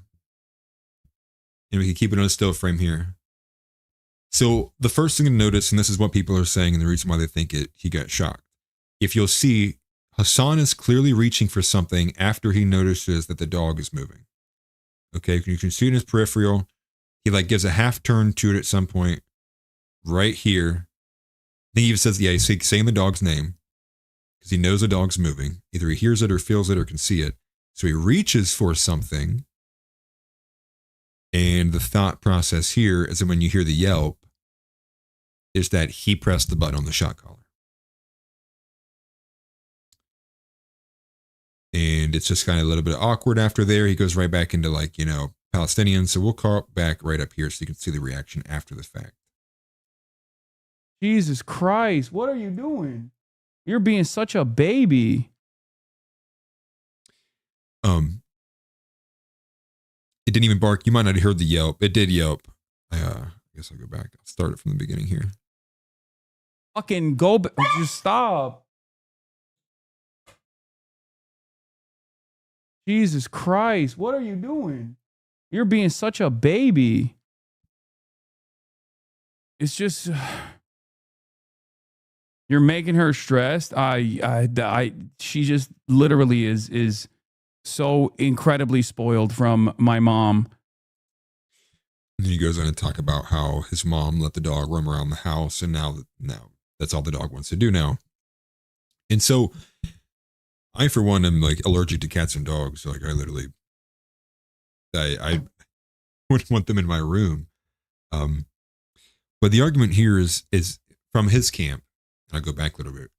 The argument from his camp is, I think it's right around here, is that when it yelps, is that it's because it catches its dew claw on the bed frame, not because he shocked the dog. That's what the Hasan camp is going with. So I have a still frame probably in here somewhere further along the line, but they do have a freeze frame of this moment here where it does looks being the key word there, that the dew claw would be rubbing against the bed frame, causing it to yelp, being painful. So then here's one of this. So there's just so many of these have just flooded out and just been pouring out. So this is an 18-second clip, and this is there basically people are using every ammunition and ounce of ammunition they can to attack him. And I'm not going to defend Hasan whatsoever, but just explaining that this is the reason what's happening. So we're seeing so many of these clips from anytime he's mentioned a dog, or anytime he's even been halfway, maybe even mean to an animal, or he said something that wasn't fully aligned with PETA, is coming out now. And so obviously anything out of context can be looked with a certain light. And this isn't a defense of Hasan. It's just saying like that's what's happening. So here's an 18-second clip of him that does not make him look good. Just such a lib ass, like, oh, dude, please don't get a Frenchie. I just read a Vox article talking about how problematic they are. Like, I don't give a fuck. I know they have breathing problems. I know they're incredibly fucking inbred. I don't give a shit. I know. I don't care. Like, I don't give a shit. This is a dog. Just such. So it's basically him saying he doesn't care about the breathing problems of the dog. He'll buy whatever dog he wants. And he doesn't care because it's a dog. And I have seen this from Tix actually, and we're gonna get to that. I don't have the freeze frame of them showing it's not closed, but I do have is XQC. XQC initially had put out a big thing, basically saying that he proved that it was a shot collar, and then followed up with that by saying he would offer Hasan $50,000 to any random pet charity or pet fund or something along those lines. Animal shelter, I think is the right one, if he would produce the collar on stream and show it to people. And he did. So we're getting to that. And so this is him denying that he used a shot collar, and him saying that she clipped herself. And this is from, 6, what day is today? It's the 8th. Yes, from yesterday. So this is from last night. To hear oral arguments on Thursday. Oh my we should God. Note that new CBS. Is there like a fucking LSF video or something? Is that why there's like hella people coming in here and screeching? Is that what's going on? Oh. So he assumes that somebody must have made a video about him and his dog, which is why he's thinking like, is that why people are screaming about me about my dog? So he already knows, like it's already in his head that he knows that that's probably about to get clipped. And then he's kind of playing it off like, oh, did somebody make a video about me? Classic. Oh. It started on D, then H3, then LSF is the classic pipeline. I'm gonna fucking die, dude. Yes, I am incredibly abusive to. Interesting. Yeah. Mauricio Vegas or Vargas, you can click on any of the links that are in the live chat that you can see. Both Donnie and Tix have both been sending in links. You can probably just scroll through the live chat and find one of those. It should take you directly to Discord. Thank you, Donnie. Appreciate it. So he denies it. He says it was a dew claw. She clipped herself. And there's more clips that come out. This one is a clip talking about how someone is in his home with his dog, and they made a comment about his dog's collar. And I'm not sure where this is from, but the video is from Tectone, who notoriously has a lot of beef with these guys, and for good reason. But here's this clip here. And now it's mainstream. I love her. I think her collar's too tight. Well, it's here we get.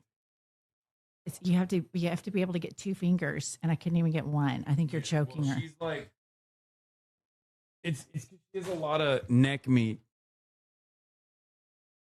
And now, So, and then, well, why would you need so what would make a collar need to be super close to it? Well, it would probably be the collar that would have contact points, which would be the shock collar, for example. And that's probably the reason why it was close. So I thought that would probably be, that probably is a leading piece of evidence right there. I mean, that's her physically touching it. It's saying it out loud. There's also a still frame showing a green blip, showing that it was definitely an e-collar. I mean, that's hard to, hide when you can see a visible light on there. But here's more of the problem too. So you have multiple things going on. You have the shocking is one thing, but the other element is the fact that people are saying, even if it wasn't, regardless of the shock, the fact is he's treating this dog like it is essentially a prop. This dog is expected to sit for however he streams for, sometimes 5, 6, 7 hours. And this dog is supposed to just like sit still for extended periods of time. Hence, he has this command word called place. Hence, probably the reason why he also shocks it. He shocks the dog to sit still. And I don't know about you, but any dog that probably sits for that long is probably also not healthy either. So no matter, even if you remove the shock out of it, it is still like some form of like, harm to the animal, not as out there and in front of you and is violent, but still is in some form, in my opinion, pretty bad. So this is a little time lapse here that will show you where the dog's position is over an extended period of time with Hasan. What's going on, everybody? I hope everyone's having a fantastic evening, afternoon, pre-noon, no matter where you are in the world. I'm Hasan Piker, and this is the Hasan Abi broadcast.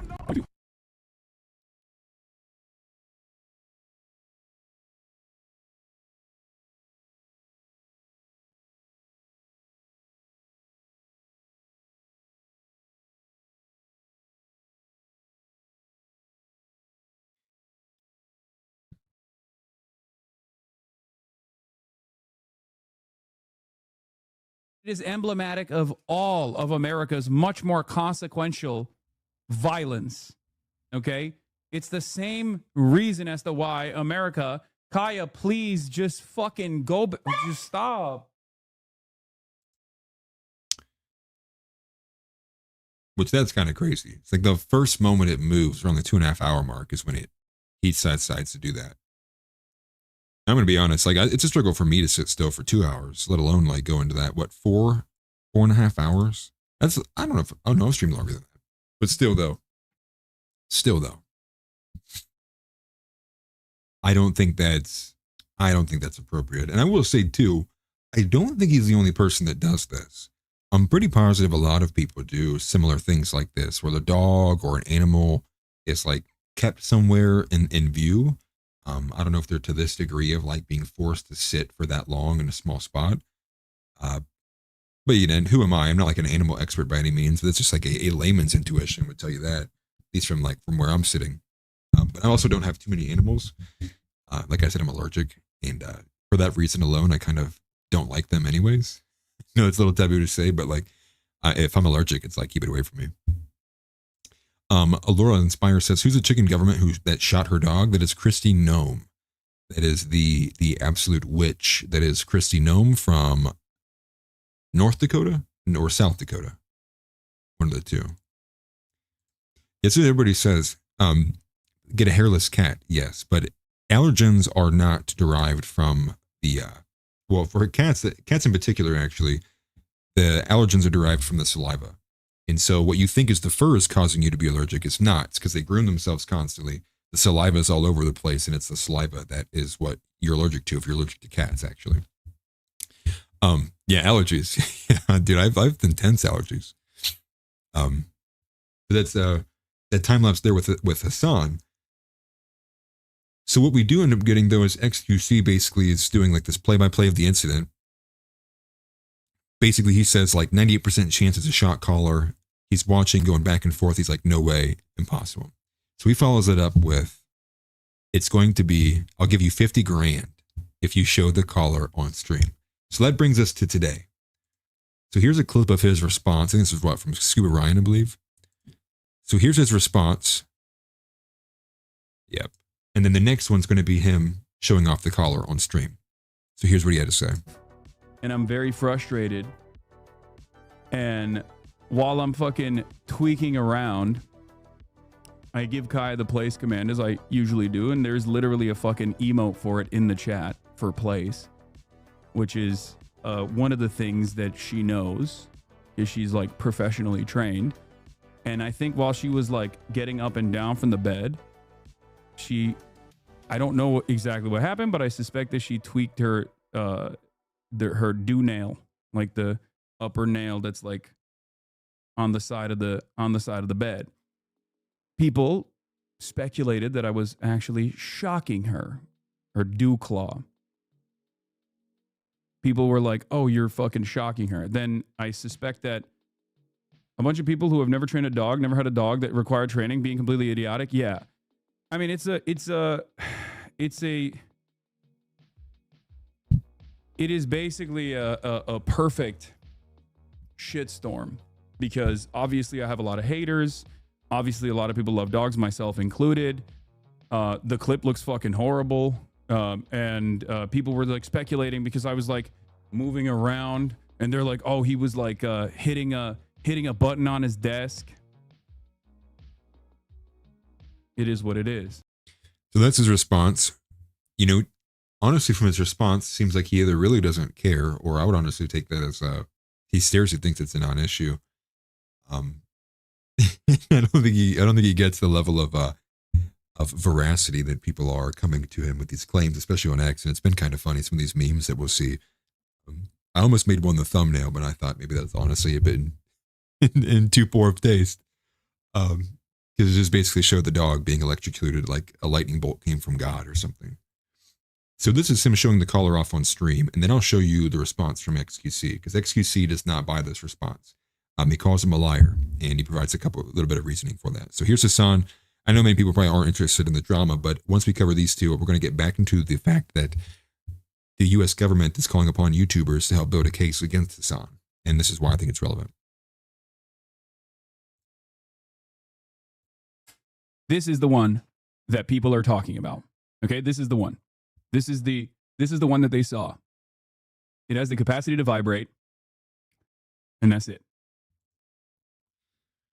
That right there, as much as I might be allergic, I've had dogs my entire life. I have never heard of a collar that just vibrates. Maybe like for smaller dogs to like scare them or something, but I've never heard of just a vibrating collar. And I'm somebody who had dogs. We had full-blown electric fences around a 5-acre property. And even with that, on both ends, one of the dogs that was smaller was terrified of it. The other dog made it a mission, like every single day, to see how close he could get to jumping to the other side. And then he eventually figured out, once you jump to the other side, get far away from that side, it actually stops working. And once he made that discovery, it was much harder to keep him boxed in. So it could go both ways. You know, I've heard from shocks not being all that powerful because they rely so much on the contact points, but it's hard to keep something metal, you know, driven and touching into the side of your dog's neck for that long without causing, injury to it. Are you happy? That's it. Good. There's the AirTag. There's the fucking vibrator. It also has a flashlight component to it at nighttime. And it also has a tracker on it when she gets lost. If she were to actually get fucking lost, you are able to, it emits a sound. Okay? So that's what he says. And then XQC comes out and says, he basically calls him a liar. And XQC argues that it's not the same one. And in fact, no, it's not even that. He argues that he detached the contact points, and that he covered it with electrical tape. But other people also pointed out the fact that there was what's the word? It's the it has scratches on it. So people are also saying like, well, it kind of looks like dirty and older too. So it's maybe hard to believe like he would have just bought that to show on stream, you know, to get around it. But we'll just take a listen to what XQC has to say here.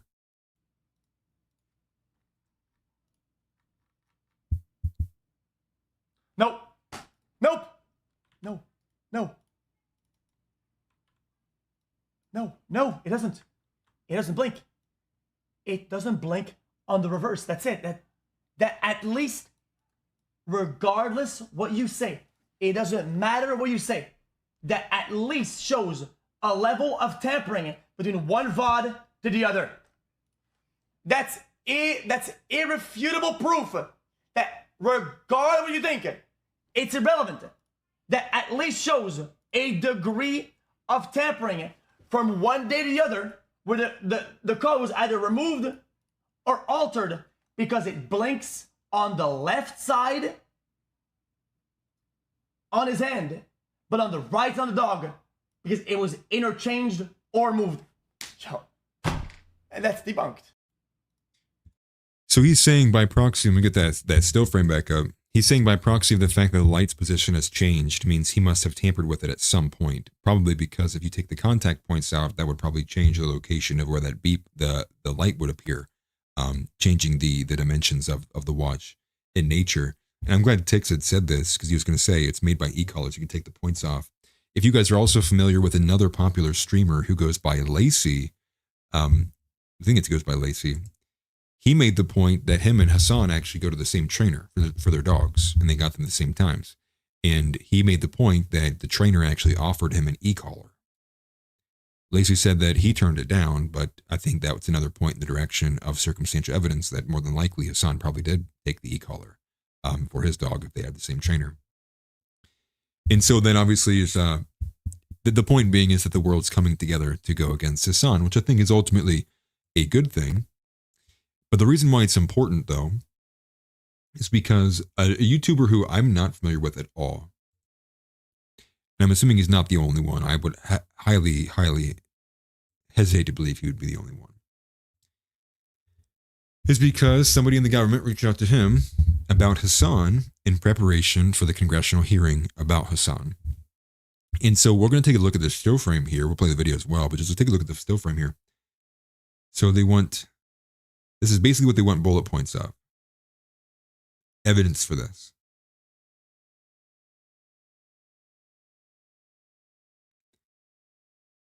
And that, I think, is ultimately a good thing. But the issue becomes, though, is this going to be one of the first cases they use to make Hasan the example to push forward more kind of censorious, policy, censorious, law changes? But it is good that we are finally seeing some level of justice finally reach Hasan Piker, particularly, and for most people, and I think what underpins a lot of this is the fact that you have people like Tectone, you have people like, forgive me, I'm not going to be able to name off Twitch streamers, but you have a lot of Twitch streamers who are maybe just neutral or on the right wing of the political aisle, who have basically been under the gun for the slightest mishaps, but Hasan gets away with everything. And I do think it would be good to see a public kind of renewal or move away from this kind of two-tier system of censorship where the left can do whatever it wants and it's very impossible to get any kind of consequence, or from the right-hand side where you could sneeze too aggressively and they'll say that you said Heil Hitler. So, there's two different kind of crazy ways that gets broken down, but we'll play this clip here, see what he has to say for himself. Oh, I made this tweet, and believe it or not, someone in the government actually reached out to me and asked if I could actually provide evidence behind these bullet points. And I complied. They told me that they wanted to be prepared in regards to the hearing. So you're welcome for your service, America. So yeah. Again, I don't know if it'll mean anything or if it'll go anywhere. Yeah, super annoying voice, by the way. But that's him saying it for himself. Reached out to. They probably saw this tweet of his and they're like, well, if he's making such a tweet and it's getting so much play, this guy probably has good places to go to source evidence behind all of these claims there. And so maybe that's what we'll get. And then maybe we'll get the full-blown YouTube at the end of it. And one of the other things that I wanted to cover here too, well, three things actually, and they're kind of more one-offs. They don't really kind of fall into bigger topics themselves. We have three of them. We have Matt Gaetz on Timcast. We have Andrew Wilson having his crazy encounter on TikTok. And then we have the biggest one that I want to get to, I'll say for last, Vivek giving an answer to what is an American. So we'll start here going back to the Israel well, or the well that is Israel. And this is a 2-minute clip here from Matt Gaetz. Now there's two elements to this. The first is going to talk about a QR code badge he was made to wear. And the second is going to be about how somebody was rifling through his things when he was in Israel. So here we go. 2-minute clip here, Matt Gaetz on Timcast. Initially, I resented the fact that there was no appreciation for nuance. Like if you asked any questions about any decision of the Israeli government in any place regarding settlements, regarding Gaza, whatever, you were like, you had deviated from the script. And I just, in any policy area, I had resentment over that. And then I saw the way the AIPAC worked, and that was weird for like a country lawyer like me. I remember my first AIPAC reception, and like your fundraiser tells you have to go, and your chief of staff tells you have to go, your committee chairman all tell you have to go, and you get there and you wear this name badge, and I remember there's a QR code on it. And what we were supposed to do was go talk to donors, and then if they liked you, they scanned your QR code to make a donation, like on the spot. And so can you just imagine how demoralizing that is to like be told that your job for the next several hours to go chat people up, hoping they would scan you like a can of tomato soup on the way out of the meeting. I mean, it's like literally purchasing. Right. And so I saw that and I was like, wow, that is so freaking weird. And then, I was in Israel. I went multiple times. And I did not like the fact that I found someone in my room rooting around in my stuff that should not have been there at the King David Hotel when I came back to my room when no one was expecting me to be back in my room. And I just presumably Israeli law enforcement. I don't know who it was. I just thought like, this is weird. All of these things combined are odd. And then the policy outgrowth seems to be an obsession about the Middle East that has not served my generation well. I just don't. It's funny. You have a line in the Yahoo. It's like, Are you sure? Are you sure there was Israeli government officials who did that? Or do you know exactly who it was? Like, dude, like calm down, bro. Not beating any allegation whatsoever. This is exactly what Nick was talking about, dude. It's like you talk about Israel, you talk about anything Jewish, the Jews run, dude. Sprinting full speed. Here's why you're wrong. Here's why I unequivocally condemn Hamas. It's insane. And overall, it's like, I wonder why Matt Gaetz is not our attorney general. Oh, it's crazy. Wow. Crazy. Well, I wonder what the big difference between him and Pam Bondi is besides gender. Could it have to do with anything that was said in this, between these 2 points, between point A and point B? It's just kind of sad. And I mean, that's demoralizing too, but you're right, Donnie. It's super weird. But that's how they treat you, right? That's why they want you to be. And truth be told, that's kind of how a lot of these organizations, will prop you up. They do propagate you as if like the only thing you were ever meant to do was to win the favor of a rich person. Christian Spring, I think you might be a little bit behind. But yes, I don't know if you'd trust the further explanation of that too beyond there. The way that Ian Carroll had described the TPUSA setup of their payment structure was that there's actually multiple of them. So the one that's set up as a charitable organization is not the one that does anything political, which makes sense if you think about actually, when you think about Turning Point, there's like Turning Point USA, there's Turning Point Action, there's Turning Point. There's so many different ones. It's crazy. So Nick Kroll, that's funny actually. He does look like that guy. And that guy's super weird. But that I wanted to make sure we play that.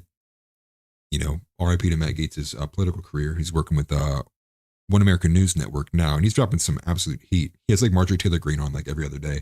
Not a huge fan of Marjorie Taylor Greene, but she says some good things every now and then. And then Andrew Wilson, this one's just insane because this goes back into the well of insane leftists, like what's the best way to describe that? Demonic leftists, if you will. And so this is basically a group of people who are unwilling to show themselves on camera, and they straight up just, you just have to hear it for yourself. And look at Andrew Wilson's reaction to this too. I'm going to turn it down actually because I don't know how loud it's going to be. Check it out. Hey, Y'all motherfuckers are so worried about tampons in bathrooms. Maybe Charlie Kirk should have had some tampons to plug that wound.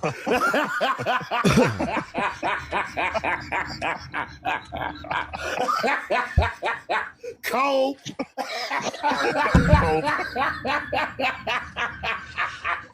I can't breathe. Charlie Kirk can't either.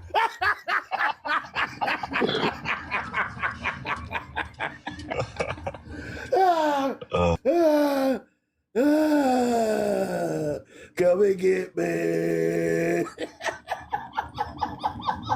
Bringing out the demons.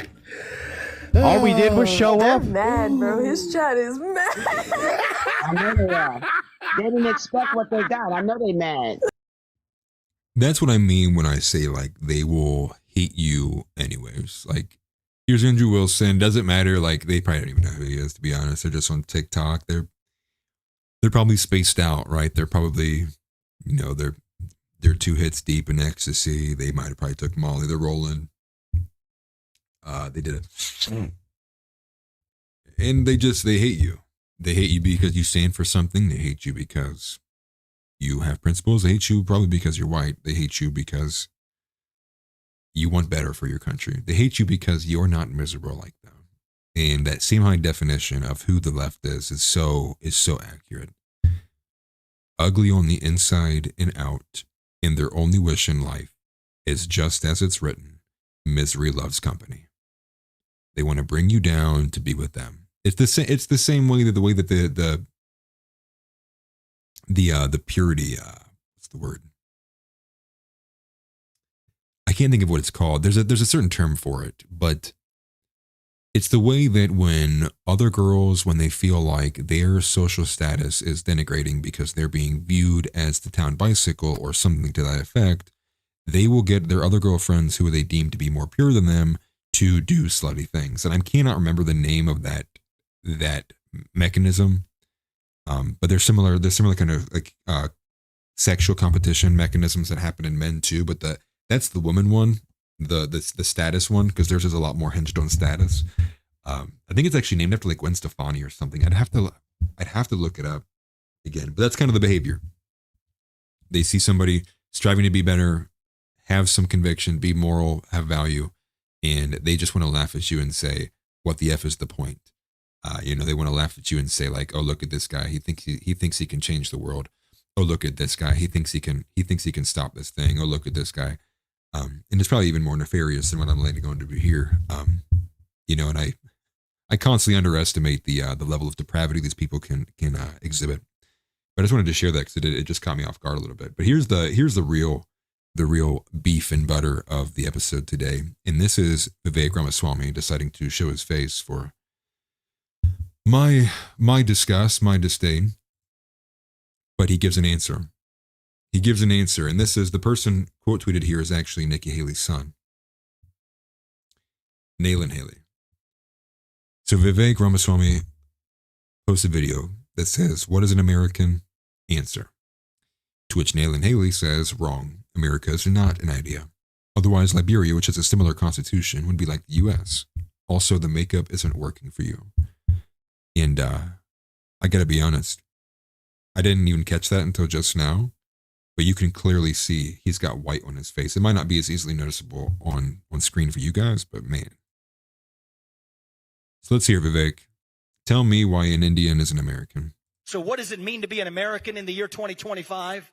It means we still believe in those ideals of 1776. It means we believe in merit, that the best person gets the job, regardless of their genetics. That you are judged not on the color of your skin, but on the content of your character and your contributions. It means we My favorite meme. What if I told you I'm judging them by the content of their character? believe in the rule of law. And I say this as the proud son of legal immigrants to the United States. But look at that. It is noticeable for you guys too, right? You can see them. It's like it's like not even getting up to where his faux hawk is. It just stops like right here. And that is funny. Somebody got the message. Yeah. If you want to be somebody in this country, you got to be white. That's funny. That means your first act of entering this country cannot break the law. It means we believe in free speech and open debate without censorship. Whether you're Nick Fuentes or Alex Jones or Jimmy Kimmel, it means that words are not violence, that violence is violence, and violence is never an acceptable response. So understand, he's answering the question of what is an American, and we're not even 40 seconds into his answer, and he's talking about violence and what words are. This is your answer? You couldn't even give a full minute of what an American is before you start talking about the ideals of America? How long? This dude, bro, you had months. Dude, you had months. You had months with the whole crew, money at your fingertip, probably staff members, and this is the best you could write. Now, again, we're only about halfway through, so let's see if it improves. 2 words. It's not just about our constitutional principles. Thank you. That's America. That's who we are. It's about our Constitution, but it's about even more than that. It's about a culture that is distinctive to our nation. It means we believe in accountability. It means that we are courageous, that we're brave, even heroic, when called upon to serve our country, that we take bold risks. His answer hasn't changed. It is, again, all about ideals and what you believe makes you an American. Hey, Vivek, fuck you. That is like, that's dehumanizing, dude. It's dehumanizing that you can look at somebody like me and pretend, and for one, act as if we were anything of the same, and that my identity is just F you, dude. Like that is what is dehumanizing, man. Is it? He's looking at all these people and he goes, "I'm one of you," and everyone's like, "Yes, yes, you are. You're just like us." Dude, yeah, clown, dude. We are in the clown world. Sometimes we fail, but we still pick ourselves up and do it again. It means we don't view that hardship as the same thing as victimhood, because hardship from time to time is what teaches us who we really are. It means that we're ambitious. Like there's not hardship in a bro. If hardship's what makes an American, dog, the world's America. Dude. I'm so glad Nick Fuentes woke me up. I'm so glad I was awoken. Somebody came along me and they yanked those force-fed tubes like out of my mouth and they said, "Son, no, you're an American. No, son, you're a white man." Like, because Lord have mercy, dude, I could not. People in Mac get down so bad, dude. You believe in nothing. You people are nothing. To achieve the things that we were taught to believe were impossible, from landing on the moon to landing on Mars. It means that just like our founding fathers, we are deeply curious about the world that we inhabit, and that it is our manifest destiny to lead it, not for our own sake, but for the sake of history and posterity. It means that we believe the legacy of our founding fathers is immortal. It means that we believe the soul of the United States of America is immortal. Yeah, dude. I was literally about to say that, bro. Yeah. Who is we? Listen, I want you to, this is homework. This is all right, class. I got the suit on, I can say it. This is what I wanted to take from this. And this is why I made that episode a few episodes ago about who is we. This is the framing. When you hear your politicians talk and they say, "Who is we?" I want you to ask that same question back. Who is we? Who is we?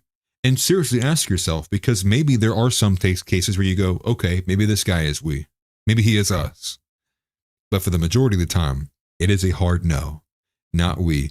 And that is, and not even just dehumanizing, that is disrespectful, for one, to think that on two ends. For one, no founding father who died in the Revolutionary War died for Vivek Ramaswamy. Two, to say our founding fathers, to throw yourself in with our kin and act as if that anyone in your fucking family sacrificed.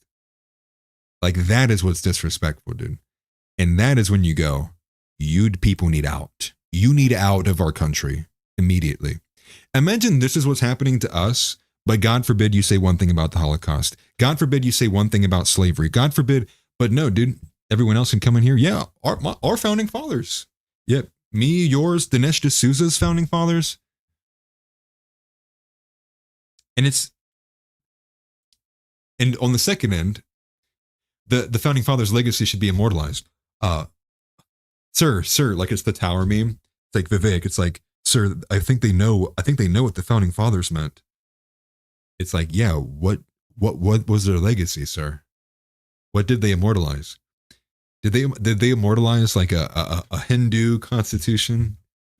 No, dude. It's so. But understand, he has the confidence to go on camera and say these things because he knows the average person in that audience is fucking retarded. He knows the average person in that audience has not even done the littlest amount of legwork to understand what is the Naturalization Act of 1790. What did George Washington talk about in terms of ethnicity?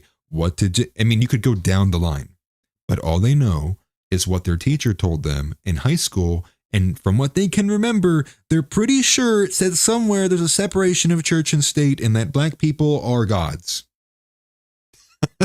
It's just like, but that's it. And that's it. And I'm not saying this to be rude either. I'm not like this. We have to acknowledge this.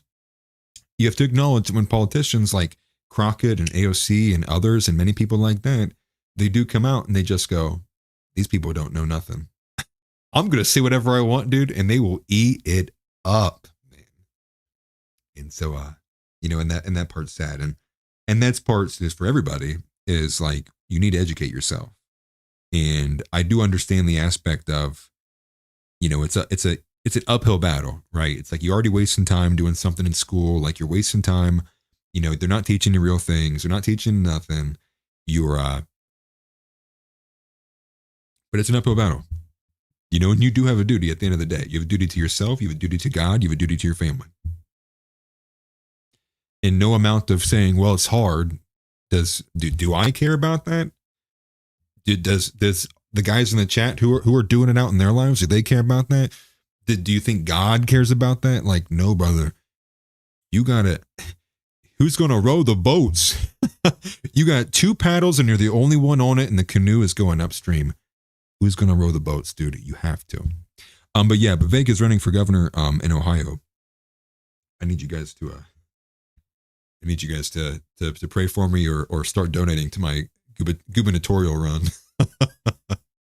I'm not even joking you, dude. I'm so scared. But it is good to see a House. I did notice House has been like MIA for like a couple of days, it seems. Hope you're doing okay, man.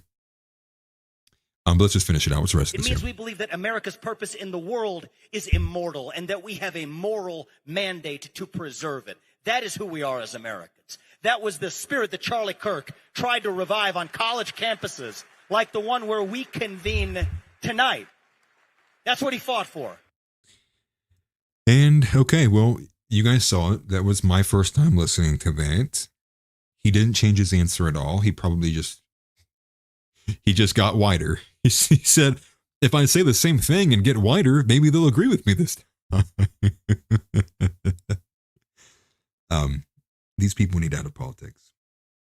We need the Republican Party to either be just continually shunned until they change, or we begin the co-opting immediately. No more of this nonsense omission of acknowledgement of race. No more of this consistently acting like it doesn't have these major foundational woes to our society. No more of this pretending that America's not a Christian nation. No more pretending that any ounce of the founding fathers intended for foreign entanglement, any ounce of the founding fathers cared about H-1Bs, any ounce in this whole kind of broken narrative of, immigrants and being built on immigration, and also, just like Israel, omitting, it was a nation built of immigrants from white European countries. It's like that's the part they leave out. They leave out where it came from and what the actual makeup was. And again, we go back down to the racialized lines of things and the fact that we literally cannot get away from them. And that is because so much of culture is, in the words of Corey Muller, and I think that's who said it first, maybe I'm wrong, but in the words of Corey Muller, culture is an expression of race. Our culture right now is in the worst state I've seen since I have been alive. And maybe that's just the typical thing, is as you get older, you just realize more. But it does seem, I think there are some objective metrics we can look at that show, yes, society is clearly worse. We are tumbling down in a fireball.